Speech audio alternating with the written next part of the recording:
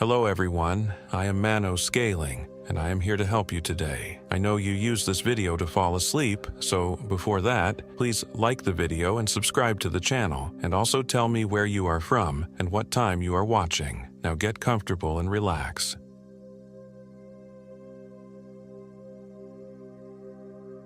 My name is Jennifer Williams, and I am 29 years old. This happened in the Ruby Mountains of northeastern Nevada, in a place where the ancient Shoshone once whispered warnings about things that walk in stolen skins. Michael and I had been planning this trip for months.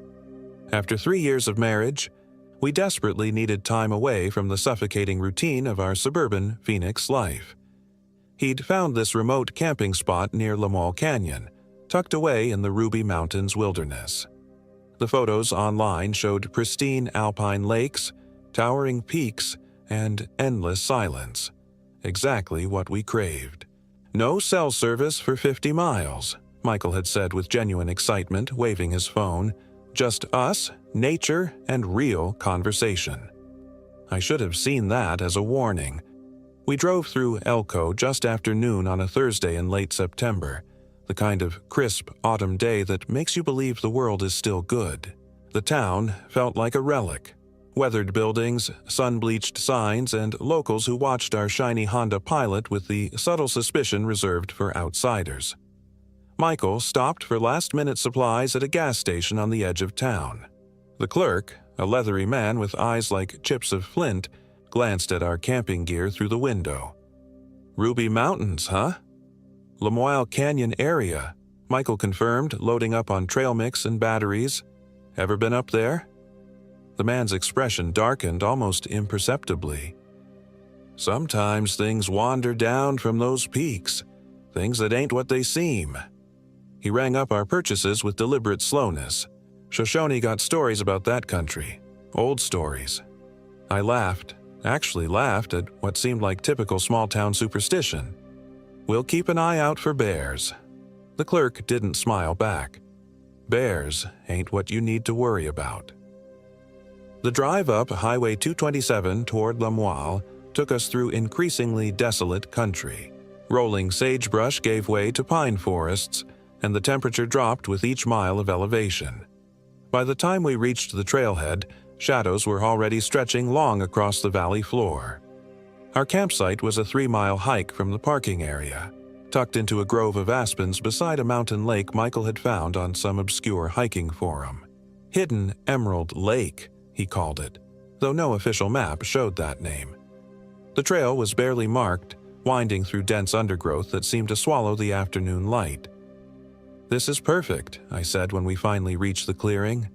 The lake stretched before us like black glass, perfectly still despite the breeze that whispered through the aspens. The silence was absolute. No birds, no insects, just the soft rush of wind in leaves. We set up camp with practiced efficiency, our bright orange tent looking almost garish against the subdued colors of dusk. Michael gathered firewood while I arranged our supplies, but something felt off about the space.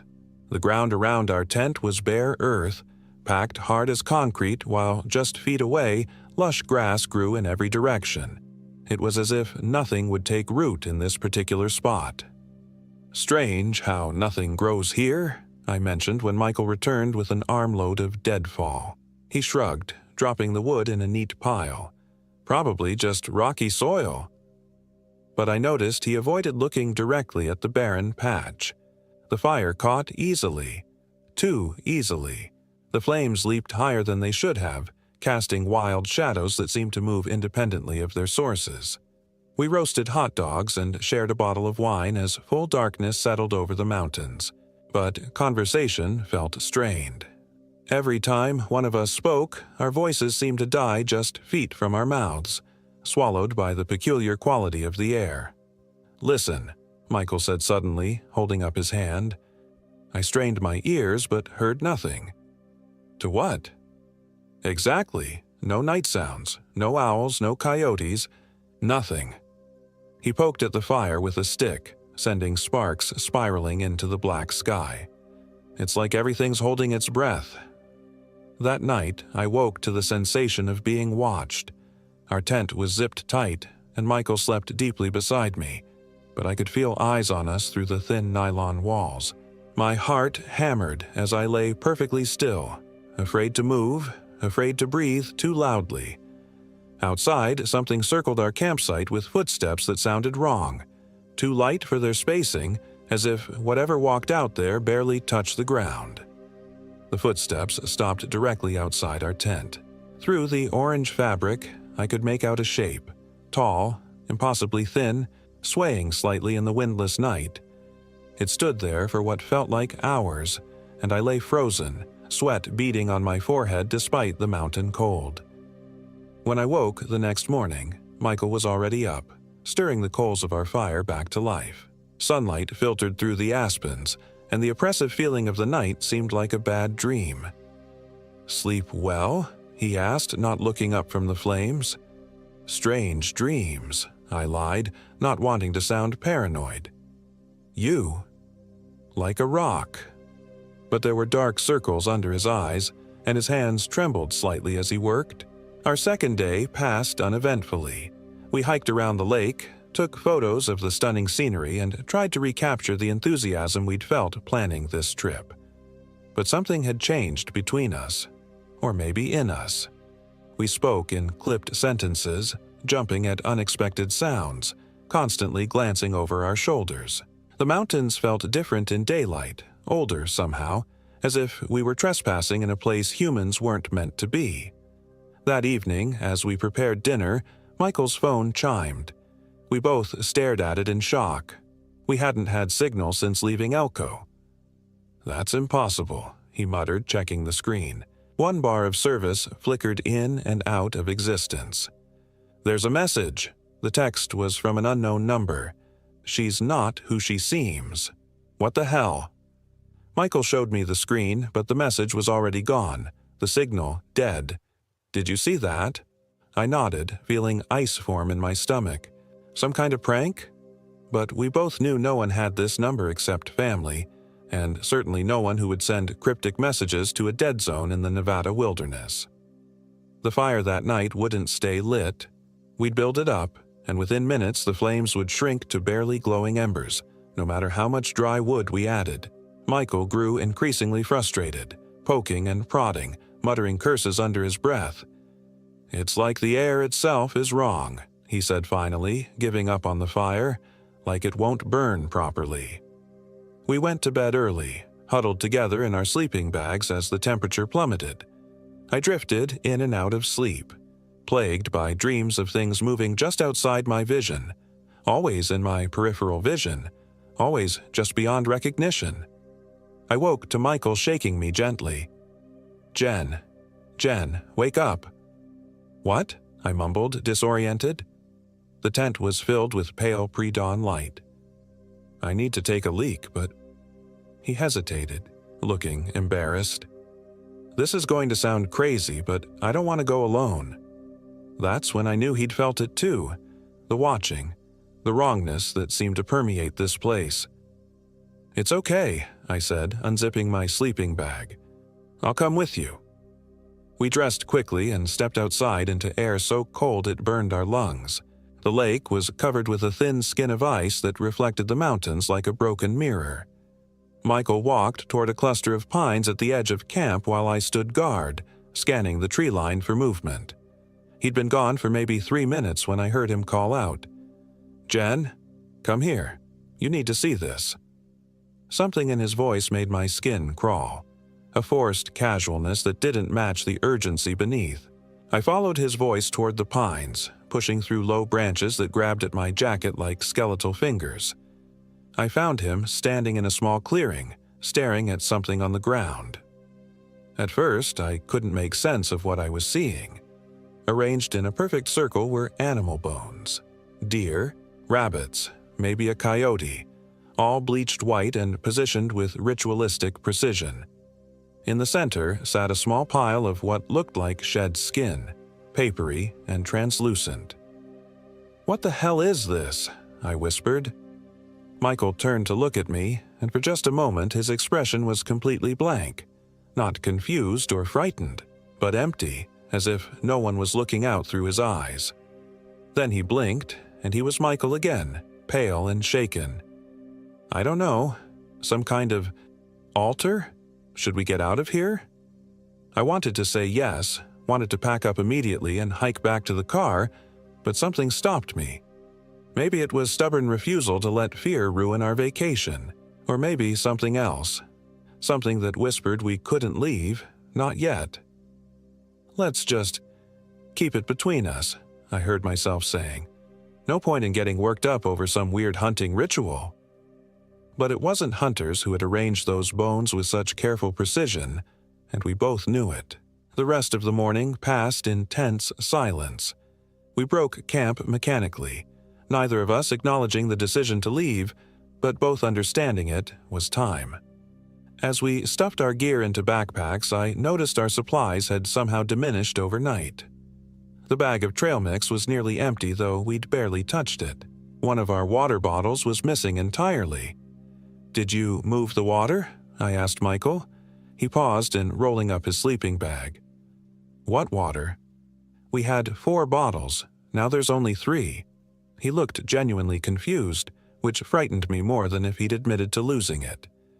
Maybe we drank more yesterday than we thought. But I knew, with the certainty of someone who'd been managing our supplies carefully, that we hadn't.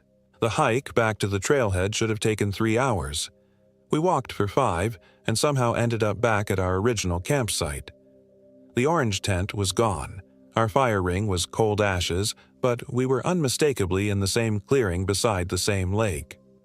"This is impossible," Michael said, checking his GPS.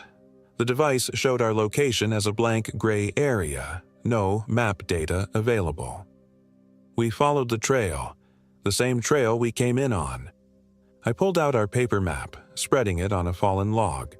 According to the topography, there should have been only one trail in and out of this area, a clear path following the contours of the valley. But the terrain around us didn't match what the map showed. The lake was the wrong shape, the peaks were in different positions, and the trail we'd followed seemed to have vanished entirely. "The map's wrong," I said, but my voice sounded hollow even to me. Michael laughed, a harsh, bitter sound. "Or we're not where we think we are." We tried again, this time marking our path with torn pieces of bright fabric tied to branches. The sun was directly overhead when we started, but within what felt like an hour, it was setting behind the western peaks. Time itself seemed to be stuttering, skipping forward in impossible jumps. When we inevitably found ourselves back at the lake for the second time, Michael sat down heavily on a boulder and put his head in his hands. "This isn't happening," he muttered. "This can't be happening."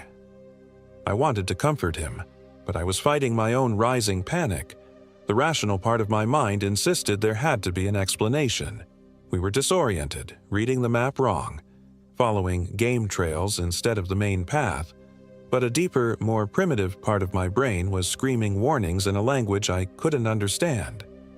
"We'll figure it out in the morning," I said, though the idea of spending another night here made my stomach churn. "Maybe we're just tired." That's when Michael looked up at me with those same empty eyes I'd seen by the bone circle. "You're right. We should stay." And I realized with growing horror that I'd been about to suggest the same thing, not because it made sense, but because something wanted us to stay. We made camp again in the exact same spot, the bare patch of earth that nothing would grow in. The tent went up easily, our movements automatic, as if we'd done this same routine 1,000 times before. Neither of us spoke about how our destroyed campsite had been restored, complete with a ring of stones we definitely hadn't arranged. As darkness fell, the wrongness intensified. The fire, when we finally got it lit, burned with colors that don't exist in nature, deep purples and sickly greens that hurt to look at directly. The flames cast shadows that moved independently, reaching toward us with grasping fingers before retreating when we tried to focus on them. "Jen," Michael said quietly, staring into the bizarre fire, "do you remember how we met?" The question caught me off guard. "Of course, college, that terrible geology class." He nodded slowly, but his expression remained troubled. What was the professor's name? I opened my mouth to answer and found nothing. The memory was there. Boring lectures, uncomfortable lab stools, Michael sitting 3 rows ahead, but the details were fuzzy, as if viewed through frosted glass. I can't remember, I admitted. Neither can I. His voice was barely a whisper. I can't remember my mother's maiden name, or where I went to high school, or... He looked at me with growing panic. Jen, what's your middle name? I felt the blood drain from my face. Another memory that should have been automatic, fundamental, was simply gone. Not forgotten, gone, as if it had never existed. Something's taking our memories, I said, the words feeling like ice in my mouth. Michael stood abruptly, pacing to the edge of the firelight. No, that's impossible. We're just stressed, disoriented. People forget things. But even as he spoke, I could see him struggling, reaching for memories that were no longer there. His movements were becoming less fluid, more jerky, as if he was learning how to inhabit his own body. That night, I lay awake, listening to Michael's breathing beside me. But something was wrong with the rhythm. Too shallow, too quick, like a poor imitation of sleep. When I turned to look at him in the darkness, his eyes were open, staring at the tent ceiling with unblinking intensity. "Michael?" I whispered. He didn't respond, didn't even acknowledge that I'd spoken. His chest rose and fell in that same artificial rhythm, and saliva had begun to pool at the corner of his mouth. I reached out to touch his shoulder, and he turned his head toward me with mechanical precision. In the dim light filtering through the tent, his face looked wrong, the features slightly off, as if someone had tried to rebuild Michael from memory and gotten the proportions just slightly incorrect. "Go to sleep, Jennifer," he said in Michael's voice, but the cadence was wrong, the inflection artificial. I pretended to close my eyes but watched him through barely parted lids. He continued staring at the ceiling for hours, never blinking, that strange smile never leaving his lips. Near dawn, I must have actually dozed, because when I opened my eyes, he was sleeping normally again, and the wrongness from the night felt like another bad dream. Except for the pile of shed skin beside his sleeping bag, translucent and delicate, like the molt of some enormous insect. I slipped out of the tent while he slept, trying not to look too closely at the discarded whatever it was. The morning air was bitter cold, and my breath came in white puffs that seemed to hang in the air longer than they should. The lake was frozen solid now, the ice thick and black as obsidian. As I walked toward the water's edge, I noticed footprints in the frost, my own from just moments before, but also another set. Larger, with too much space between the toes, as if whatever made them had feet that were almost, but not quite, human. The tracks led from our tent, around the lake, and back again in a perfect circle. But that wasn't what made my heart stop. It was the realization that there was only one set of returning prints. Something had left our camp during the night, but 2 things had come back. Beautiful morning. I spun around to find Michael, or the thing wearing Michael's face, standing just behind me. He was dressed and ready for the day, his backpack already on his shoulders. "Ready to head out?" he asked with that same artificial cheerfulness. I studied his face, looking for some sign of the man I'd married. The features were right, the voice was right, but the essence was gone. This thing moved like Michael, spoke like Michael, but it watched me with the calculating patience of a predator. "Sure," I managed, forcing my voice to remain steady. "Just let me pack up." As I walked back to the tent, I could feel those not quite right eyes following my every movement. My hands shook as I stuffed our gear into my backpack, and I had to fight the urge to run screaming into the forest. But where could I go? We were trapped in this impossible place, caught in some kind of loop that bent space and time around us like a spider's web.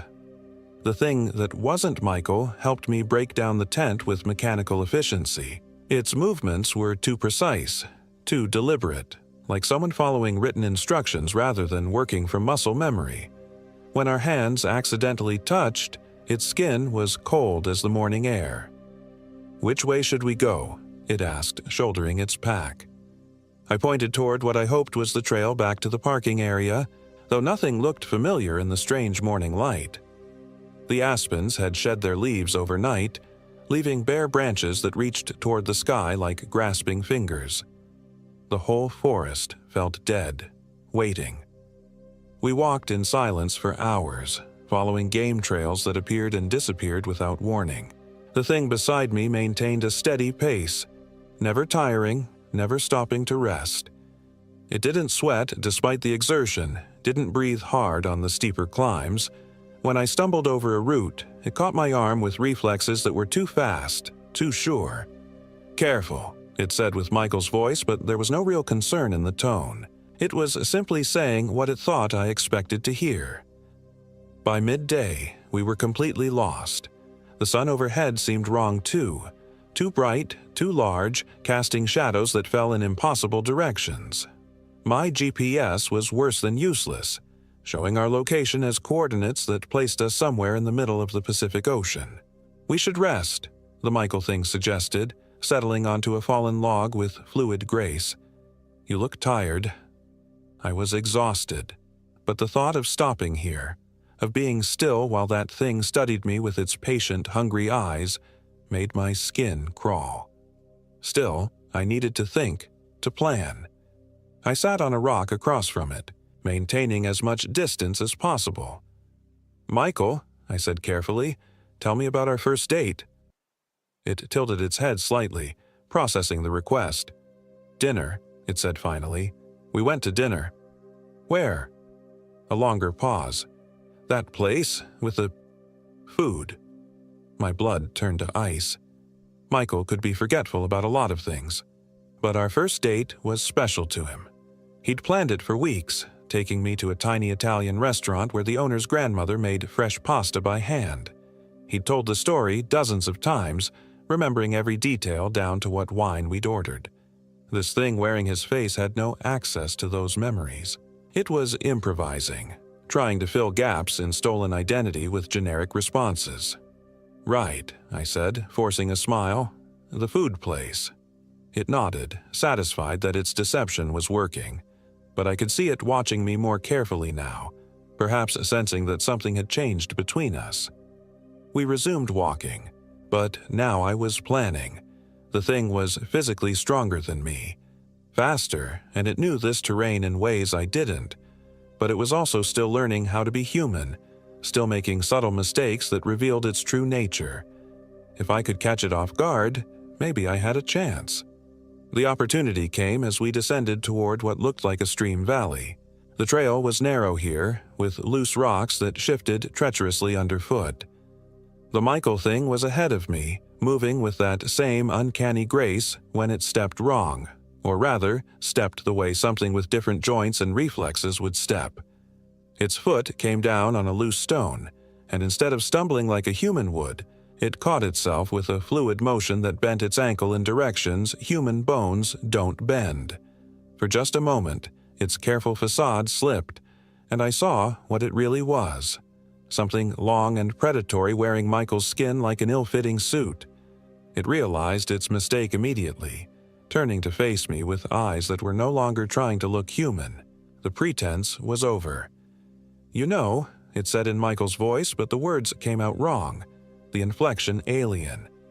I didn't wait to hear what it had to say. I turned and ran. The forest erupted around me as I crashed through underbrush, branches tearing at my clothes and face. Behind me, I could hear the thing that had been Michael giving chase, but it wasn't bothering to sound human anymore. Its footsteps were too light, too quick, and between them I heard something that might have been laughter if laughter could sound like breaking glass. I ran without direction, driven only by the primitive need to escape. The terrain blurred past me. Pine trees, rocky outcrops, patches of snow that shouldn't have existed at this elevation. Time seemed to stutter again, and I found myself running through landscapes that couldn't all exist in the same place. High alpine meadows giving way to desert scrubland, then to dense forests of trees I didn't recognize. Finally, my lungs burning and legs shaking, I collapsed behind a massive boulder. My pursuer had gone silent, but I could feel it out there, patient as stone, waiting for me to make a mistake. That's when I heard Michael's voice calling my name. "Jen! Jen! Where are you? I'm hurt." It was a perfect imitation, down to the note of pain and confusion that made every instinct scream at me to help him. But I'd seen what was behind Michael's face, and I knew better than to trust anything in this place. "Please," the voice continued, closer now. "Something attacked me. I got away, but I'm bleeding. I need help." The words tugged at my heart even though I knew they were lies. Whatever this thing was, it understood human nature well enough to exploit our need to help those we love. I pressed myself deeper into the shadow of the boulder and waited. The voice called for another few minutes, moving in a search pattern that would have been logical for someone genuinely looking for a lost companion.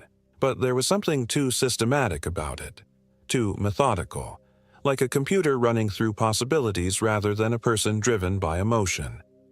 Eventually, the calls faded into the distance, but I didn't move from my hiding place until the sun was low on the horizon and the forest was growing dark again.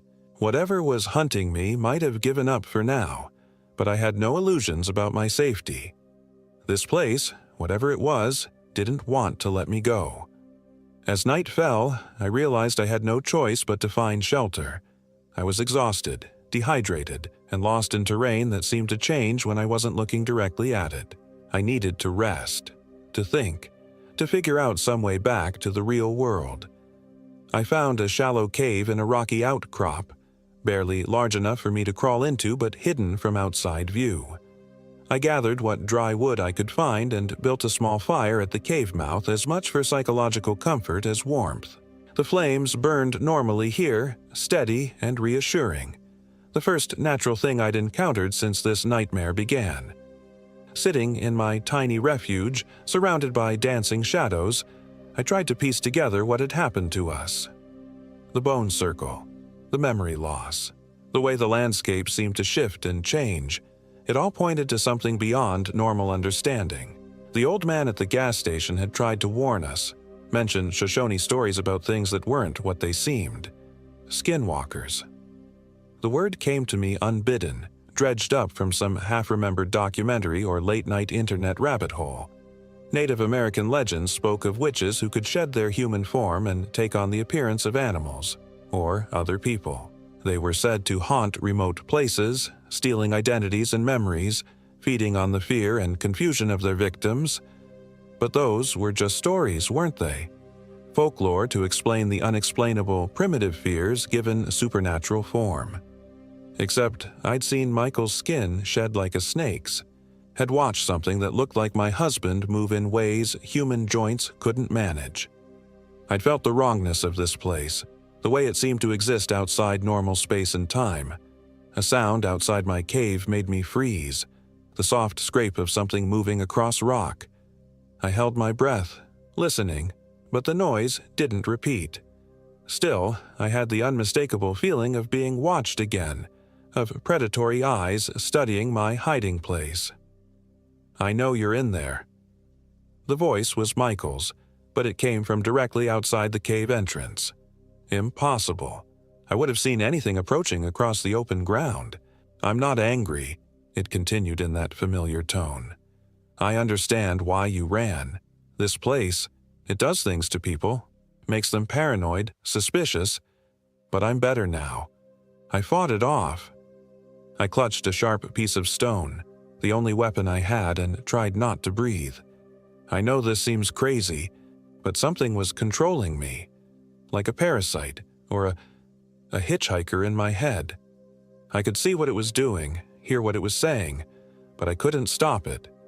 The voice was closer now, just outside the cave mouth. "It wanted to hurt you, Jen, but I broke free. I'm me again." It was a good story, exactly what I might want to believe. The kind of explanation that would make all of this manageable, survivable. But I'd learned not to trust anything in this place. "Please," the voice continued, "I'm scared and alone, and I don't know how long I can keep fighting it. If you're really my wife, if you love me, you'll help me." The manipulation was subtle but effective, designed to make me feel guilty for protecting myself. It was playing on my love for Michael, my desire to believe he was still alive somewhere inside that stolen skin. I didn't answer, didn't move, barely breathed. After what felt like hours, I heard the sound of footsteps moving away from the cave. But I didn't trust that either. This thing was learning, adapting, becoming more sophisticated in its deceptions. I spent the night huddled in that shallow cave, jumping at every sound, feeding small sticks to my fire to keep it from dying.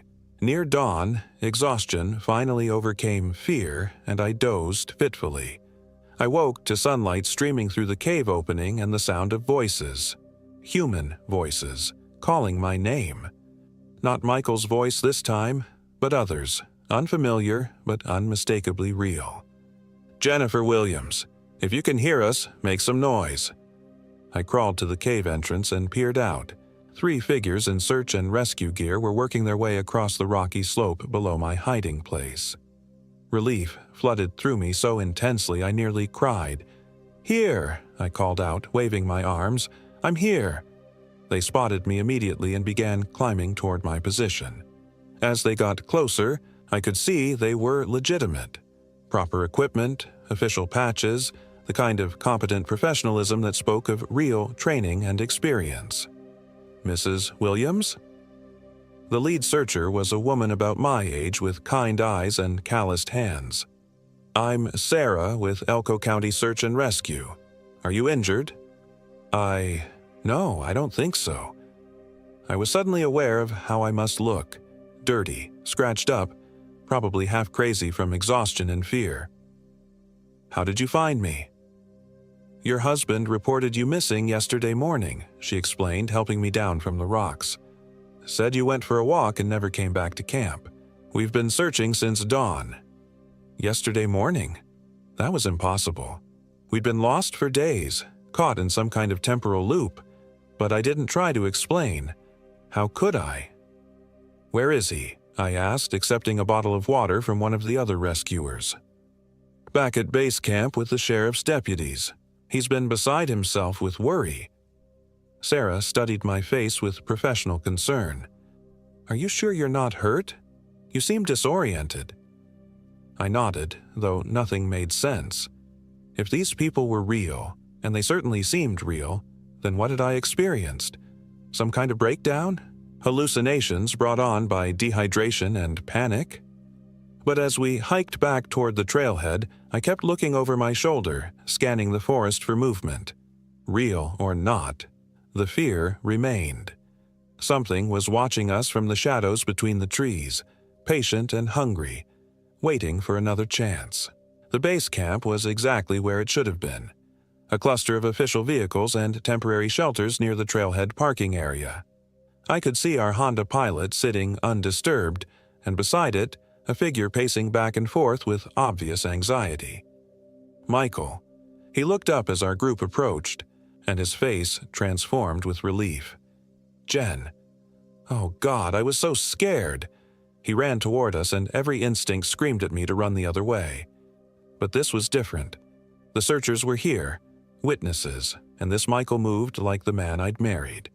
His expressions were natural, his body language familiar. When he pulled me into a desperate hug, he smelled like himself. Soap and coffee and the cologne I'd bought him for Christmas. "I woke up, and you were gone," he said into my hair. "I looked everywhere, called your name until I was hoarse. When you didn't come back..." His voice broke with genuine emotion. I pulled back to study his face, looking for signs of the wrongness I'd seen before. But his eyes were Michael's eyes. Worried, relieved, completely human. No artificial movements, no uncanny valley dissonance. Either this thing had gotten much better at its impersonation, or... "Mrs. Williams?" Sarah touched my shoulder gently. "Do you remember what happened? How you got separated?" I looked around at the circle of concerned faces. The search team, the sheriff's deputies, Michael with his red-rimmed eyes and desperate expression. They were all waiting for an explanation that I couldn't give without sounding insane. "I went for a walk," I said finally. "Got turned around, panicked. I've never been good with directions." It was a lie, but a believable one. People got lost in the wilderness all the time, even experienced hikers. The human mind under stress could play terrible tricks, manufacture threats that didn't exist.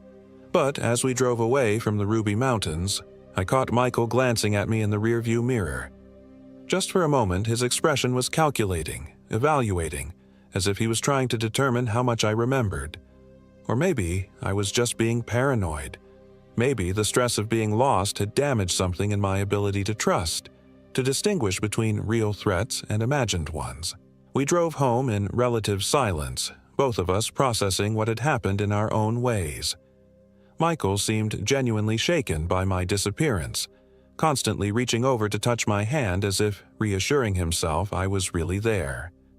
His behavior was completely normal, completely human, except for one small thing. At a gas station outside of Elko, while Michael was inside paying for fuel, I noticed something in the passenger seat footwell. A small pile of what looked like dried skin, translucent and delicate, almost like the shed cocoon of some large insect. I picked it up with 2 fingers, holding it up to the light. It was definitely skin. I could see the texture, the pattern of pores, even what might have been follicles where hair had once grown. But it was too large to have come from any normal animal, and too fresh to have been carried in our car for long. When Michael returned, I showed him the strange object. "Any idea what this is?" He examined it with genuine puzzlement. "Probably just some trash that blew in when we had the windows down. You know how weird desert wind can be." His explanation was reasonable. His confusion seemed real. But as he tossed the skin out the window, I caught a glimpse of something underneath his sleeve, a patch of fresh, pink skin, as if he'd recently suffered a burn or abrasion that was healing with unusual speed.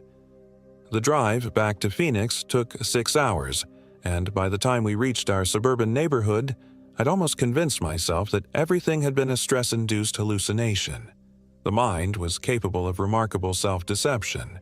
After all, people under extreme duress often experienced false memories, vivid dreams that seemed more real than reality itself. Our house looked exactly as we'd left it. Ordinary, safe, surrounded by the comforting banality of suburban life.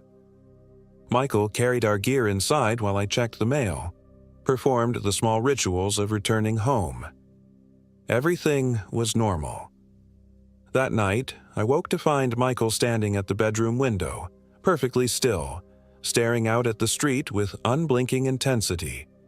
Moonlight fell across his face, and for just a moment his features looked wrong again, slightly off, as if someone had tried to recreate them from memory. "Michael?" I whispered. He turned toward me with that mechanical precision I remembered from the tent, his movements too fluid, too controlled. In the darkness, his eyes reflected light like an animal's.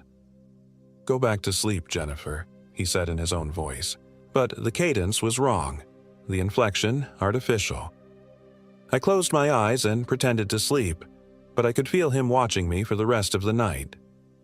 When morning came, he was normal again, making coffee, reading the news on his phone, discussing plans for the weekend. But I couldn't shake the feeling that something fundamental had changed. Over the following weeks, I began to notice small inconsistencies. Michael forgot our anniversary date, something that had never happened in 3 years of marriage. He couldn't remember the name of my childhood dog, despite having heard stories about Rex dozens of times. His taste in food shifted subtly. Suddenly, he loved seafood, which he'd always hated, and he'd lost his passion for horror movies that used to be his favorite genre. When I confronted him about these changes, he had reasonable explanations. Stress from work, getting older, evolving preferences. People changed all the time, he pointed out. It would be strange if he remained exactly the same person he'd been at 25. But sometimes, when he thought I wasn't looking, I caught him studying me with that same calculating patience I'd seen in the forest. as if he was learning how to be my husband, memorizing the role through careful observation. 3 months after our camping trip, I found another pile of shed skin in our bathroom, hidden behind the toilet where I almost missed it. This time, I didn't show Michael. Instead, I wrapped it carefully in tissue paper and took it to a veterinarian friend who specialized in exotic animals. Dr. Martinez examined the sample under a microscope while I waited in her office, surrounded by photos of the unusual creatures she'd treated over the years. "This is very strange," she said finally, looking up from the eyepiece. "It's definitely epidermis, but the cellular structure is unusual, almost like it's from something that molts regularly, but the DNA markers suggest human origin. Is that possible?" She shrugged, clearly puzzled. "There are some rare genetic conditions that affect skin shedding, but nothing that would produce samples like this." "Where did you say you found it?" "Around the house. I thought maybe it was from a snake or something." "No, definitely not reptilian. And the size?" She held up the sample. "This would have come from something roughly human-sized, maybe larger." I thanked her and left with more questions than answers. That night, I lay awake listening to Michael's breathing, wondering what was sleeping beside me. He'd been getting up every few hours lately, claiming insomnia, but I'd started to suspect these midnight wanderings had a different purpose. The next morning, while Michael was at work, I decided to search our house more thoroughly. In the basement, behind some old Christmas decorations, I found a plastic storage bin I'd never seen before. Inside were dozens of pieces of shed skin, carefully preserved between sheets of wax paper like specimens in a collection. Some of the samples were obviously human, but others were different. Thicker, with unusual textures and patterns that didn't match any animal I could identify. At the bottom of the bin was a journal, written in Michael's handwriting but containing observations that made my blood run cold. Day 15. Integration proceeding successfully. Subject shows minimal awareness of changes. Memory implantation effective for major events, though minor details require ongoing adjustment. Day 23. Physical adaptation nearly complete. Motor functions now indistinguishable from original host. Emotional responses require continued practice. Day 31. Subject becoming suspicious. May need to accelerate timeline or implement contingency measures. The entries continued for weeks, documenting a systematic process of replacement and adaptation. Whatever had taken Michael's place was learning to be human through careful study and practice, refining its performance based on my reactions. The final entry was dated just 2 days ago. Day 67. Perfect integration achieved. Subject trust restored. Ready to begin second phase of harvest. Additional specimens will be required for expansion of territory. I dropped the journal as if it had burst into flames. The thing wearing Michael's face wasn't just replacing him, it was planning to use our home as a base for taking others. How many more people would disappear, replaced by perfect imitations that fooled even their loved ones? I heard the garage door opening. Michael was home early. I quickly replaced everything in the bin and pushed it back behind the decorations, then ran upstairs to compose myself. When he walked through the door, I was in the kitchen preparing dinner, trying to look normal despite the terror clawing at my chest. "How was your day?" he asked, kissing my cheek with perfectly calibrated affection. "Fine," I managed. "How was work?" "The usual." He studied my face with those 2 observant eyes. "You look pale. Feeling okay?" "Just tired." But I could see him evaluating my responses, cataloging my behavior for signs of suspicion. The journal had mentioned contingency measures. What would happen if I became too much of a threat to its deception? That night, I pretended to take a sleeping pill while Michael watched, then lay in bed feigning sleep while planning my escape. I couldn't call the police. Who would believe such an impossible story? I couldn't confide in friends or family. How could I prove that my husband had been replaced by something wearing his skin? Near midnight, when Michael's breathing settled into that artificial rhythm I'd learned to recognize, I slipped out of bed and crept downstairs. My car keys were hanging by the front door, exactly where I'd left them. I could be out of the house and driving toward anywhere within minutes. I was reaching for the keys when a hand fell on my shoulder. Going somewhere. I spun around to find Michael standing behind me, but this wasn't the careful imitation I'd been living with. This was the thing from the forest, wearing my husband's face but no longer bothering to hide its true nature. Its movements were too fluid, its expression too predatory, its eyes reflecting the hallway light like mirrors. "I found your journal," I said, backing toward the door. It tilted its head with interest rather than concern. "Did you? How thorough of you." The voice was Michael's, but the inflection was wrong, alien. "I wondered when you'd start exploring. Humans are such curious creatures." "What did you do with him? Where is my real husband?" "He's here," it said, tapping its chest. "His memories, his experiences, his essence, all carefully preserved and integrated. In a way, I am more Michael than Michael ever was. I have access to everything he knew, everything he felt, without the limitations of human biology." I fumbled behind me for the door handle, but it didn't move to stop me. Instead, it smiled with predatory amusement. "You can run if you want," it said conversationally. "I enjoy the chase, but you've seen what I'm capable of, the way this place bends reality to my will. Where exactly do you think you'll go?" That's when I realized the truth that had been staring me in the face. We'd never left the Ruby Mountains. The search and rescue, the drive home, the last 3 months of suburban normalcy, all of it had been elaborate psychological theater designed to keep me calm while this thing perfected its impersonation.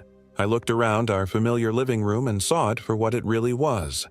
A stage set, a carefully constructed prison designed to look like safety. Through the windows, instead of our neighborhood, I could see the dark shapes of mountains against a starless sky. "Very good," the thing said, watching understanding dawn on my face. "You're much quicker than most. The confusion usually lasts longer." "Let me go," I whispered, though I knew it was pointless. "I'm afraid that's not possible. You see, I need you, not just for the memories and emotional context you provide, but for practice. Learning to be human requires ongoing study, and you're such an excellent teacher." It began walking toward me with that unnaturally smooth gait, and I finally found the strength to move. I yanked open the front door and ran into the night, leaving behind the illusion of home, the careful fantasy of normal life. Outside was the forest, eternal and waiting. I ran between dark trees under a sky that held no stars, my feet finding paths that led nowhere and everywhere at once. Behind me, I could hear laughter that sounded like breaking glass, and footsteps that were too light for the distance they covered. I'm still running now, still searching for a way out of this place that exists between spaces, between moments. Sometimes I find other people, hikers and campers who wandered too far into the wild places and never found their way back. We share our stories in whispered voices around fires that burn with impossible colors, warning each other about the things that hunt in the spaces where maps end. The creature that wears Michael's face still calls my name sometimes, echoing through the forest with perfect imitation of love and concern. It's patient. It has all the time in the world to wear me down, to convince me to stop running and accept the comfortable prison it's built. But I know the truth now. I know what waits for anyone who ventures too far into the wild places, the spaces where ancient things still remember how to hunt. I know that some disappearances aren't accidents or crimes, but something far worse, a slow theft of identity and memory, a replacement so perfect that even loved ones never notice the difference. So I keep running, keep searching for the boundary between this nightmare realm and the real world. Maybe there isn't one. Maybe this is the real world, and everything else was the illusion. Maybe I've been running forever, and my memories of suburban life, of marriage, of the woman called Jennifer Williams, are just dreams this place has given me to make the hunting more interesting. But real or not, I won't stop. I won't let it win. And if you're reading this, if somehow this account has made it out of the wilderness and into the world, then please, for the love of everything you hold dear, stay away from the wild places. Stay on the marked trails, camp in established sites, and never, ever trust the kindness of strangers who find you when you're lost. Because in the dark spaces between the maps, things are waiting that know how to wear your face better than you do. And once they've seen you, once they've learned your shape and sound and scent, they'll follow you forever, patient as stone, hungry as winter, wearing the faces of everyone you've ever loved.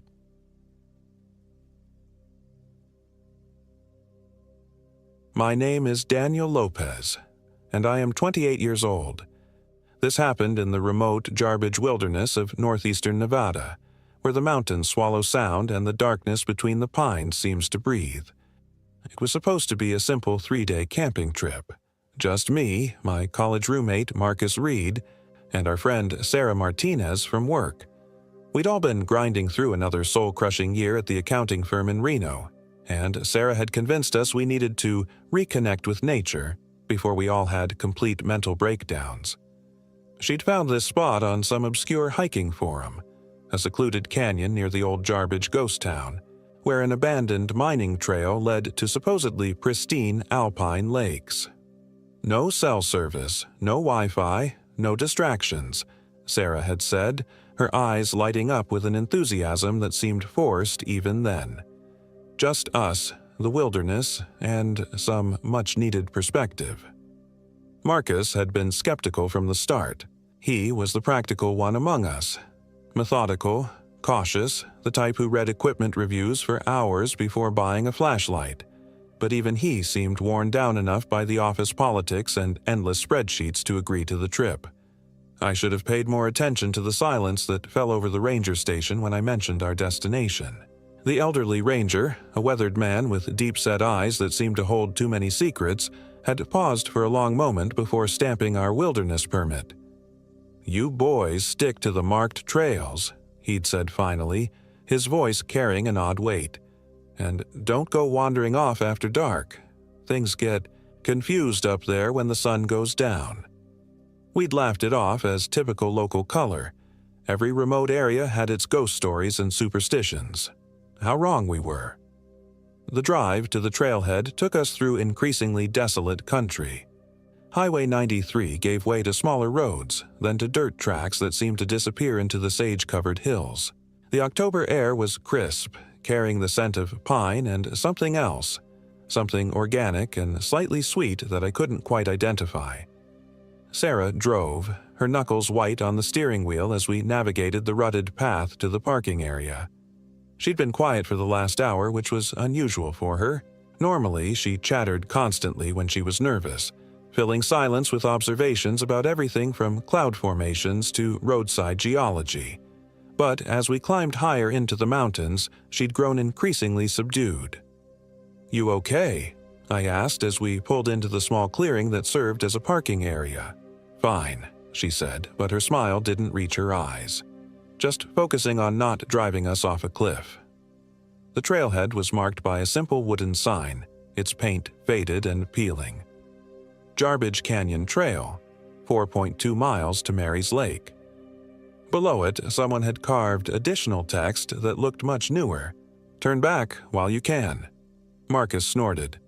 Charming, local hospitality. But I noticed Sarah staring at the carving for a long moment, her face pale.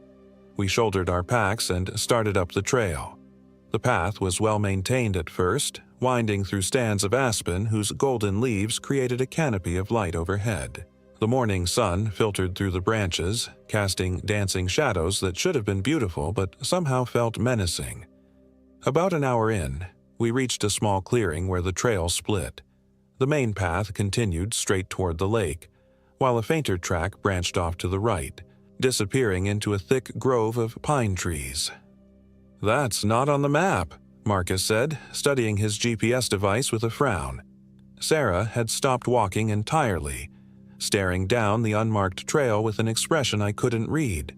For a moment, I thought I heard something, a sound like distant singing, or maybe just the wind through the trees. But when I strained to listen, there was only silence. "Sarah?" She blinked, seeming to come back to herself. "Sorry, just thought I heard something." We continued on the main trail, but I kept glancing back at that dark grove. Something about it felt wrong. Not just the fact that it wasn't on our map, but something deeper. The way the shadows seemed too thick, too permanent. The way the air around the entrance felt colder despite the warm October sun. The trail climbed steadily through the afternoon. We passed the ruins of an old mining camp.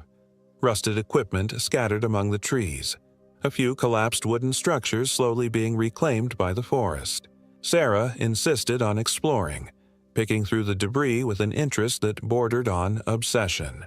"Look at this," she called out, holding up a piece of metal.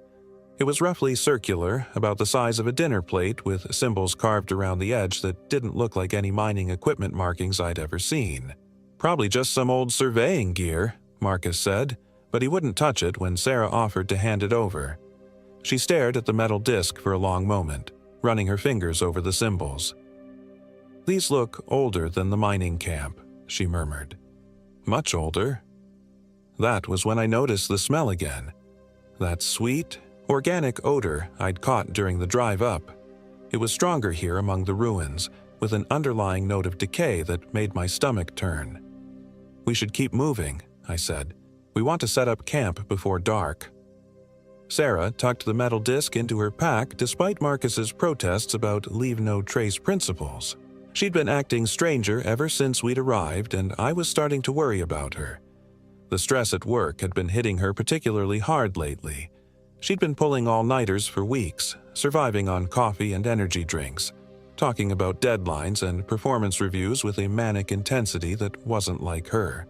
We reached Mary's Lake just as the sun was beginning to set behind the peaks. The lake was beautiful, a perfect mirror of black water surrounded by granite cliffs and pine trees. But something about it felt off. The water was too still, too perfect, and despite the warm day, mist was already beginning to rise from the surface. We set up camp on a small peninsula that jutted into the lake. Marcus pitched his tent with military precision, checking and double-checking his guy lines. Sarah's tent went up more haphazardly. She seemed distracted, constantly glancing toward the tree line as if she expected something to emerge from the shadows. As darkness fell, we built a fire and settled in for what should have been a peaceful evening. The flames danced cheerfully, casting warm light on our faces and pushing back the mountain chill. But the darkness beyond our small circle of light seemed somehow thicker than it should have been, as if it was actively pressing against the firelight. "God, listen to that silence," Marcus said, taking a sip from his camping mug. "It's so quiet, I can hear my heartbeat." He was right. The silence was oppressive, unnatural. No owl hoots, no rustle of small animals in the brush, no splash of fish jumping in the lake. Even the wind had died completely, leaving us in a bubble of perfect, suffocating quiet.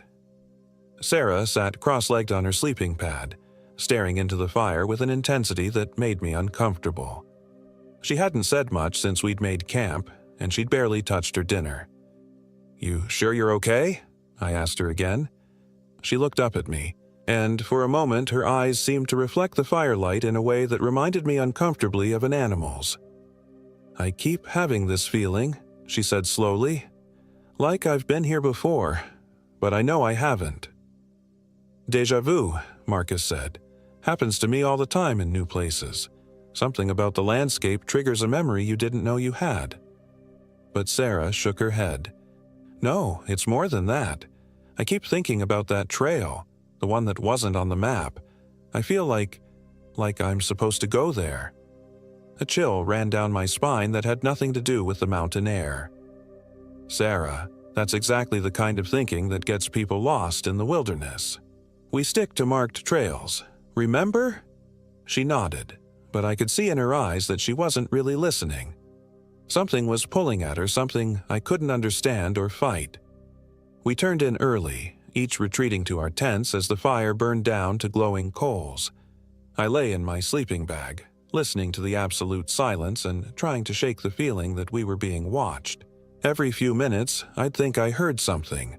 A footstep, a whisper, the sound of breathing that wasn't coming from either of the other tents. But when I held my breath and strained to listen, there was nothing. I must have dozed off eventually because I woke to the sound of a zipper. My watch read 2:17 a.m. I heard soft footsteps moving away from our campsite, heading toward the tree line. "Sarah?" I whispered, but there was no answer. I unzipped my tent flap and peered out. The fire had died to barely glowing embers casting almost no light, but in the faint starlight I could see a figure moving across the clearing. Sarah, walking toward the forest with the slow, deliberate pace of a sleepwalker. I should have called out to her, should have woken Marcus, should have done something to stop her. But something about the way she moved, so purposeful, so certain, made me hesitate. And in that moment of hesitation, she disappeared into the trees. I grabbed my flashlight and scrambled out of the tent. "Marcus! Marcus, wake up!" He emerged from his tent, groggy and confused. "What's wrong?" "Sarah's gone. She walked into the forest." We threw on our boots and jackets and followed her trail, our flashlight beams cutting through the darkness. Her footprints were clear in the soft earth leading directly toward the spot where the unmarked trail had branched off from the main path. The forest at night was a different world entirely. Our lights seemed to penetrate only a few feet into the darkness, and every shadow looked like it might be hiding something. The silence was even more oppressive than it had been at camp. Our footsteps and breathing sounded unnaturally loud, as if the darkness was amplifying every sound. "Sarah!" Marcus called out, but his voice seemed to be swallowed by the trees. We followed her trail for what felt like hours, though my watch said only 30 minutes had passed. The unmarked path wound deeper into the forest, climbing steadily toward a saddle between two peaks. The trees grew thicker, their branches intertwining overhead to block out even the faint starlight. That's when we heard the singing. It was faint at first, just a thread of melody drifting through the trees. A woman's voice, high and clear, singing words in a language I didn't recognize. The tune was haunting, beautiful in a way that made my chest ache with longing for something I couldn't name. "Is that?" Marcus started to ask, but I was already moving toward the sound. The singing grew louder as we climbed, and with it came that sweet, organic smell I'd been noticing all day. Now I could identify it. It was the smell of decay masked by something floral, like perfume sprayed over rotting meat. We reached the source of the singing at the edge of a small meadow. Sarah stood in the center of the clearing, her back to us, still in her pajamas and bare feet despite the cold. She was singing, but the voice coming from her throat didn't sound entirely like her own. It was too perfect, too pure, with harmonics that seemed to resonate in my bones. Around her feet, the grass was brown and withered, as if her presence was somehow draining the life from the earth. And scattered throughout the meadow were bones. Old bones, yellowed and cracked, arranged in patterns that hurt to look at directly. "Sarah," I called out softly, not wanting to startle her. She stopped singing and turned around. In the beam of my flashlight, her face was serene, almost beatific, but her eyes were wrong. Too bright, reflecting light like an animal's, and when she smiled at us I saw that her teeth had grown longer, sharper. "I remember now," she said, and her voice carried the same unnatural harmonics as her singing. "I remember what this place is, what I am." Marcus grabbed my arm. "Dan, we need to get out of here, now." But I couldn't move. I was transfixed by the wrongness of Sarah's face, by the way the shadows seemed to bend around her like she was somehow more real than the rest of the world. "The hunger," she continued, taking a step toward us. "It's been growing for so long. I thought it was just stress, just the pressure at work, but it's been calling me here, hasn't it? To where it all began." That's when I noticed the metal disc from the mining camp hanging around her neck, glinting in the flashlight beam. But now I could see what those symbols really were. Not mining equipment markings, but something far older. something that predated human settlement in these mountains by centuries. "Sarah, you're not making sense," I said, though every instinct was screaming at me to run. "You're sick. Hypothermia can cause confusion, hallucinations." Her laugh cut me off, a sound like wind chimes made of bones. "I'm not sick, Daniel. I'm finally awake. Do you know what a Wendigo is?" The word hit me like a physical blow. I'd heard the stories, of course, the Native American legends about cannibalistic creatures that had once been human, driven mad by hunger and isolation until they transformed into something else entirely. But those were just stories. "The first one was a trapper," Sarah continued, walking slowly toward us. 1847. Got snowed in for the winter in this very canyon. Ran out of food by February. By March, he was eating his own fingers. By April. She gestured to the bones scattered around the meadow. "Well, spring is a long way off when you're that hungry." Marcus was pulling at my arm, trying to drag me away, but I felt rooted to the spot. This couldn't be happening. People didn't transform into mythological creatures. This was the 21st century. "The mining company found his camp in 1863, Sarah went on. "What was left of it? They tried to cleanse the area, thought they could bury the curse with silver and iron and Christian prayers. But the hunger doesn't die, Daniel. It just waits." She was close enough now that I could see the details of her transformation. Her fingernails had grown into claws, yellowed and sharp. Her skin had taken on a grayish pallor, and dark veins were visible beneath the surface. Most horrifying of all were her eyes, still recognizably Sarah's, but with something else looking out from behind them, something ancient and eternally starving. "I felt it the moment we arrived," she said, reaching out with one clawed hand to stroke my cheek. Her touch was ice cold. The calling, the awakening, all those late nights at the office, all that stress and hunger and desperation, it was preparing me, making me ready. That broke the spell. I stumbled backward, finally able to move, and Marcus and I turned and ran. Behind us, Sarah's laughter followed through the trees, no longer entirely human. And beneath it, I could hear her singing again. That beautiful, terrible melody that seemed to burrow into my brain and make me want to turn around, to go back to her, to let her show me what she'd learned about hunger.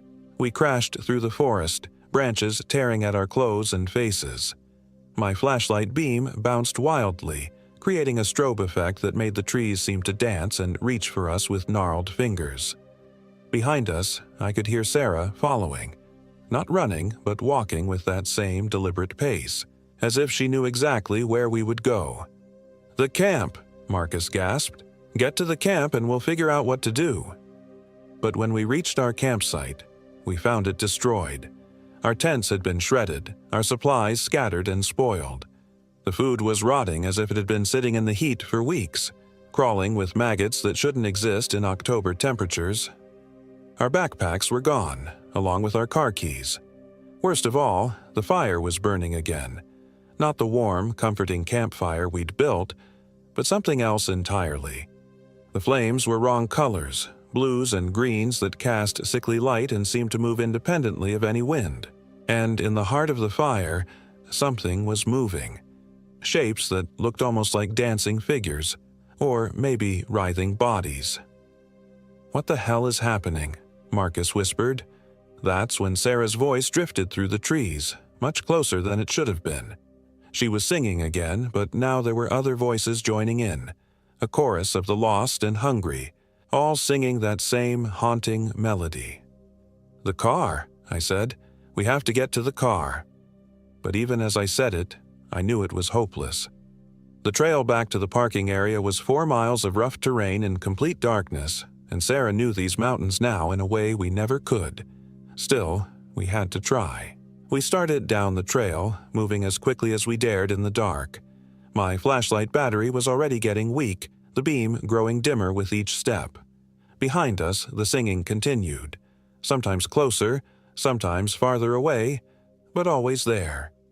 About halfway down, we reached the mining ruins again. In the darkness, they looked different. More complete, somehow.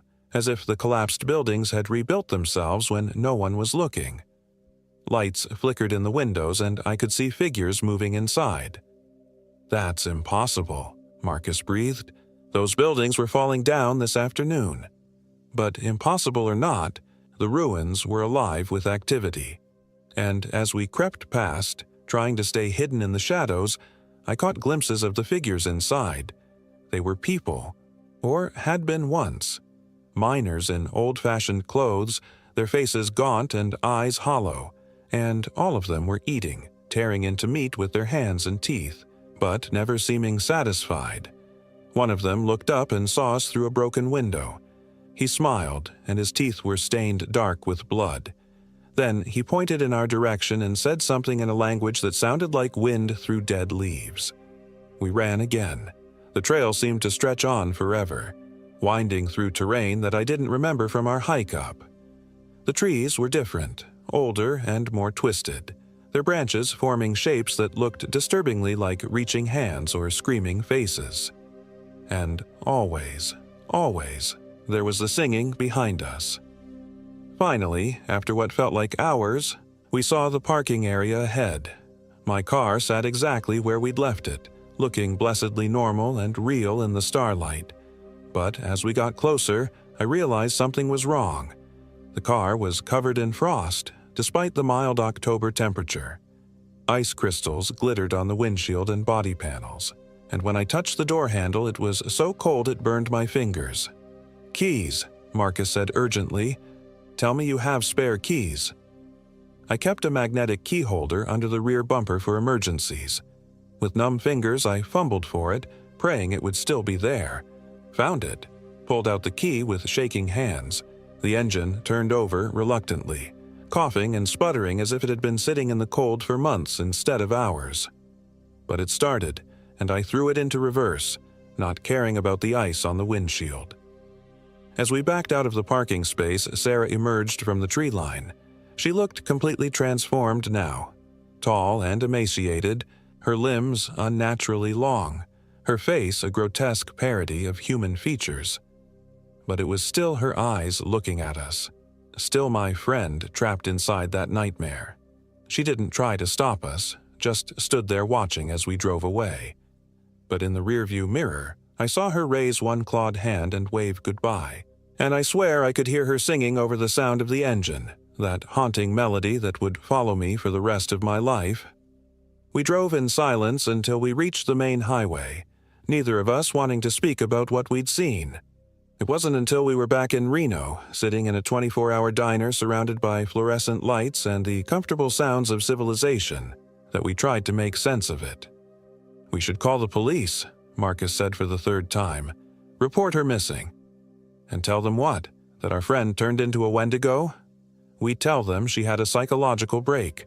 Hypothermia-induced psychosis. Something believable." But I knew it wouldn't matter. Whatever had happened to Sarah in those mountains, whatever she'd become, it was beyond the reach of search and rescue teams. The hunger that had claimed her was older than the mountains themselves, and it would never let her go. I did call the police eventually. Told them our friend had wandered off during the night and that we'd been unable to find her.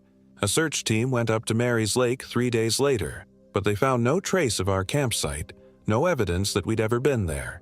According to their report, the area had been undisturbed for months. They did find something else, though. The search leader mentioned it almost casually in his final report, an old mining claim from the 1860s, abandoned after several workers disappeared under mysterious circumstances. The company records mentioned unusual phenomena and evidence of cannibalistic activity before the site was sealed and forgotten. Marcus moved back to Chicago a month later. We'd agreed never to talk about what happened, but I could see it eating at him every time we tried to maintain a normal conversation. The last time I saw him, he looked like he'd aged 10 years in a few weeks.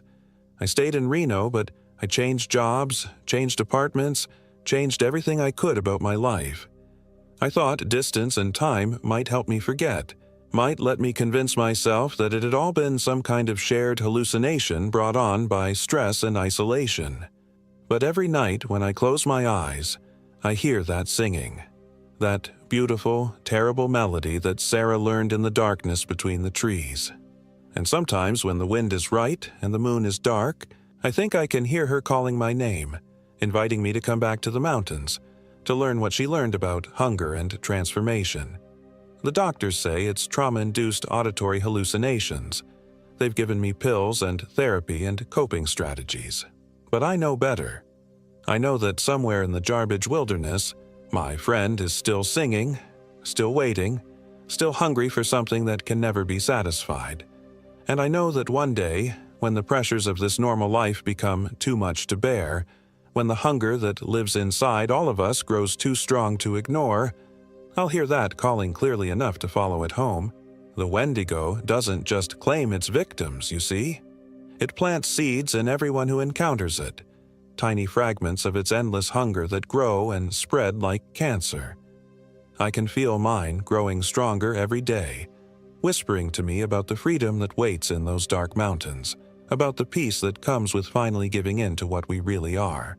Sometimes I catch myself humming Sarah's melody without realizing it. And sometimes, late at night when I think no one is listening, I find myself singing along.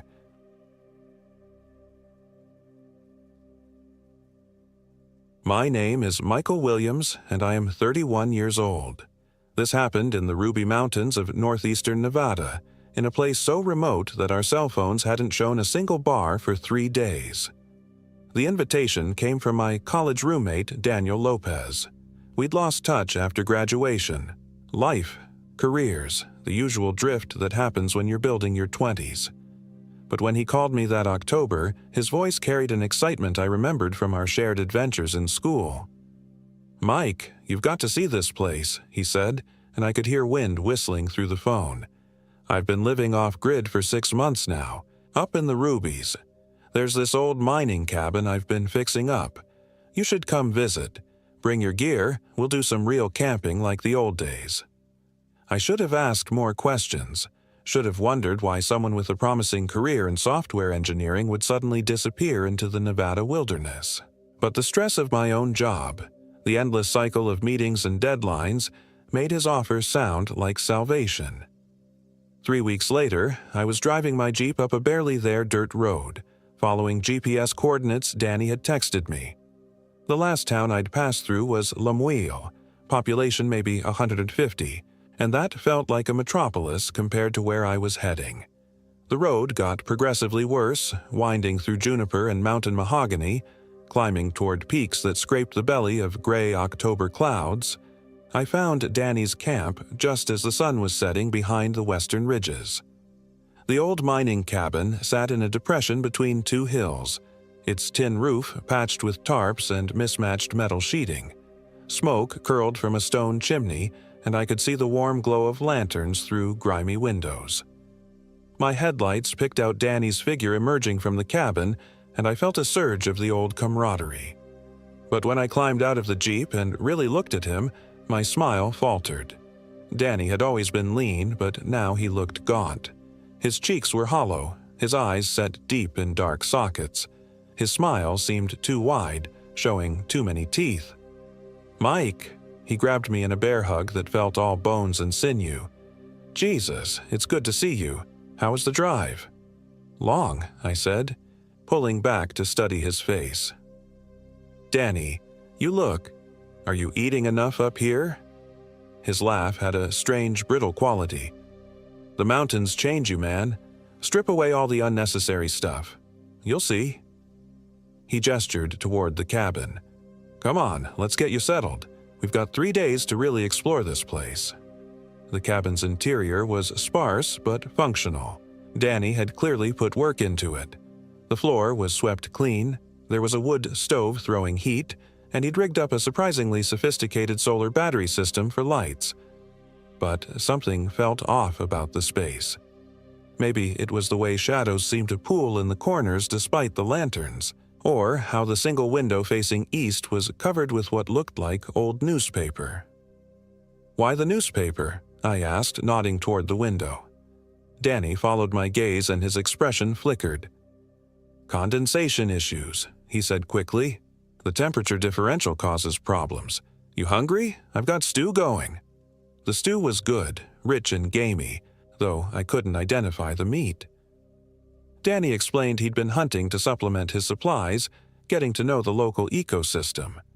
As we ate, he talked about his new life with an intensity that made me uncomfortable. He'd abandoned his old career, he said, because he'd realized how poisoned civilization had become. Out here, he could think clearly. Out here, he could become what he was meant to be. "What do you mean by that?" I asked. His fork paused halfway to his mouth. In the lamplight, his eyes seemed to reflect the flame like an animal's. "You'll understand once you've been here a few days. The mountains have a way of showing you the truth." That first night, I slept fitfully in my sleeping bag on the cabin's floor. The silence was so complete it felt oppressive, broken only by the settling of the cabin's old timbers and the distant cry of what might have been a coyote. But the sound was wrong somehow. Too long, too mournful, carrying a note that made my skin crawl. I woke once in the deep of night to the sound of footsteps outside.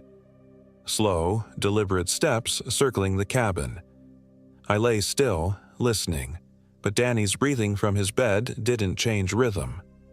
When I finally worked up the courage to peer through a gap in the newspaper covering the window, I saw nothing but darkness and the faint gleam of my Jeep under starlight. The next morning, Danny was already up and dressed when I emerged from my sleeping bag. He'd prepared coffee and what he called trail bread, dense, nutty loaves that tasted better than they looked. "Today, we're hiking up to Lamoille Canyon," he announced. "There's something I want to show you." The hike was beautiful and brutal. We climbed through aspen groves painted gold by autumn, their leaves whispering in the thin mountain air. Danny set a punishing pace, and despite my regular gym routine, I found myself struggling to keep up. He moved through the terrain like he'd been born to it, picking roots through the rocky ground with an instinctive ease. "You're in good shape," I panted during one of our rare rest stops. He looked back at me with that too-wide smile. "The mountain teaches you, shows you what your body can really do." We'd been hiking for about 4 hours when Danny suddenly stopped. We were in a grove of ancient pines, their trunks thick enough that 3 men couldn't wrap their arms around them. The air felt different here, heavier, charged with something that made my scalp prickle. "This is it," Danny said, his voice dropping to almost a whisper. "This is where it happened." Where what happened? Instead of answering, he led me to a clearing in the center of the grove. The ground was bare earth, packed hard as concrete. At the center of the clearing was a ring of stones arranged in a rough circle. Within the circle, the earth was dark, not with soil, but with something that looked disturbingly like old blood. "Danny," I said, backing away from the circle. "What is this place?" He was staring at the stones with an expression I'd never seen before. Hungry, reverent, almost sexual in its intensity. "The Shoshone called them the Bone Eaters," he said.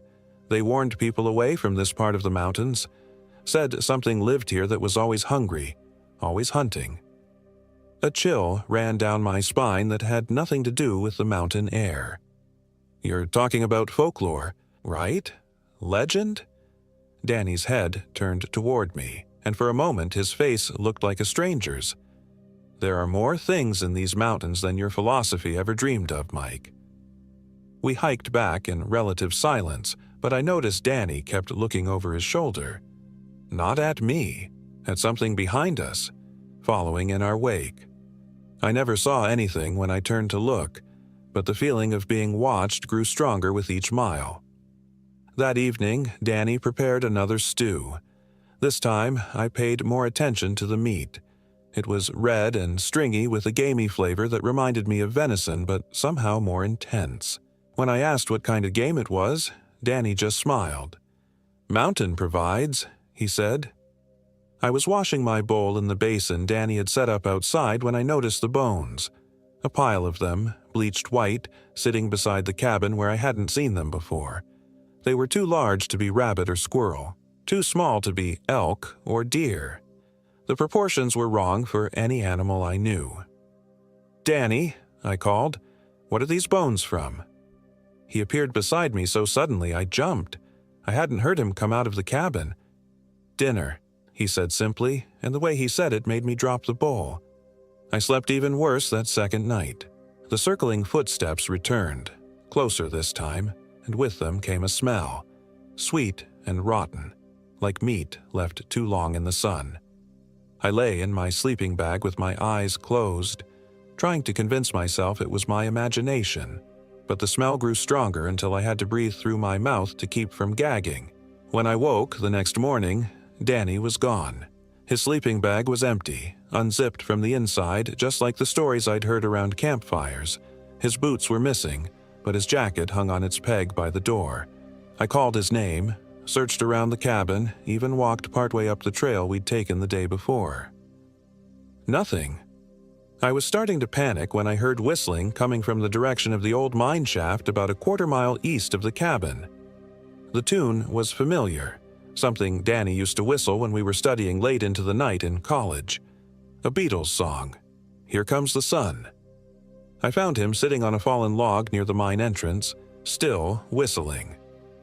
He looked up when I approached, and his smile was bright and normal and perfectly Danny. "There you are," he said. "I was starting to worry. Sleep well." "Where were you?" I demanded. "I woke up, and you were gone." He looked genuinely confused. "I went for a walk, couldn't sleep. You know how it is." He stood and stretched, and I noticed his clothes were filthy, stained with something dark. "Come on, let's get some breakfast. I'm starving." But as we walked back to the cabin, I noticed things that made my stomach clench. Danny's walk was different, more of a stalk, with his head held at an odd angle. He kept sniffing the air like an animal testing for scent, and when he smiled at something I said, I saw that his teeth looked different, sharper. "Danny," I said carefully, "are you feeling all right?" He stopped walking and turned to face me. For a moment, his expression was completely blank, as if he was looking at me without recognition. Then the smile returned, but it didn't reach his eyes. "Never better," he said. "Why?" I made an excuse about needing to check my Jeep's tire pressure and spent the morning examining my vehicle. Everything seemed fine, but I found myself checking the gas gauge obsessively. 3/4 full, enough to get back to Lemoyle if I needed to leave quickly. When I returned to the cabin, Danny was preparing lunch, more of that strange meat, this time roasted over the fire. The smell made my mouth water despite my growing unease.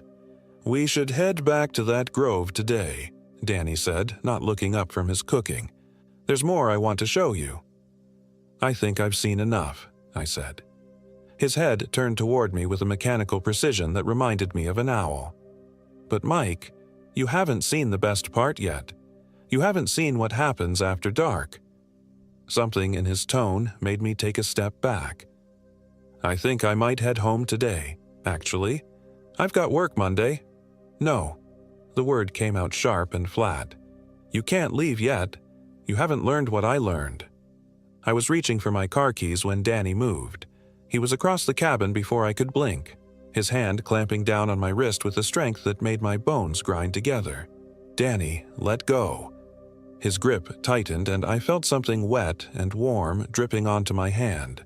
When I looked down, I saw that his fingernails had grown into claws, and they were digging into my skin. "You need to understand," he said, and his voice carried harmonics that human vocal cords shouldn't be able to produce. "The hunger is so pure, Mike, so clean. It strips away all the lies, all the pretense. When you're hungry enough, you become what you really are."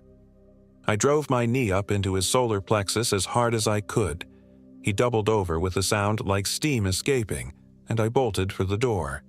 My keys were in my pocket, and the Jeep was only 20 yards away. If I could just... The world exploded into white pain as something struck me across the back of the head. I hit the ground hard, tasting blood and pine needles. When my vision cleared, Danny was standing over me, but it wasn't Danny anymore. His proportions were wrong, stretched and elongated like a photograph that had been pulled at the corners. His arms reached nearly to his knees, ending in hands that looked more like talons. His face was Danny's face, but the skin was too pale, too tight, pulled back to reveal too many teeth, all of them sharp. His eyes were black from lid to lid, reflecting the afternoon light like obsidian. "I was trying to do this the easy way," he said, and his voice was a whistle of wind through dead branches. "I wanted you to choose, but the hunger doesn't wait." I tried to crawl toward the jeep, but he stepped on my ankle, and I felt bones crack. The pain was indescribable, but it also cleared my head. I rolled onto my back and looked up at the thing that had been my friend. "What did you do with Danny?" It cocked its head. "I am Danny. I'm just more than I was. The thing in the grove, it taught me, showed me how to shed the weak parts. The Bone Eater. Such a crude name. I prefer to think of it as evolution." The thing that wasn't Danny knelt beside me. Up close, I could see that its skin was covered in fine, dark hair, and its breath smelled like rotting meat. "You'll understand once you're chosen. Once you've tasted what I've tasted." It grabbed my shoulders and hauled me upright. My broken ankle sent lightning bolts of agony up my leg, but I forced myself to stay conscious. The creature, I couldn't think of it as Danny anymore, dragged me toward the trees. "The grove is where it happens," it explained conversationally, "where the transformation completes.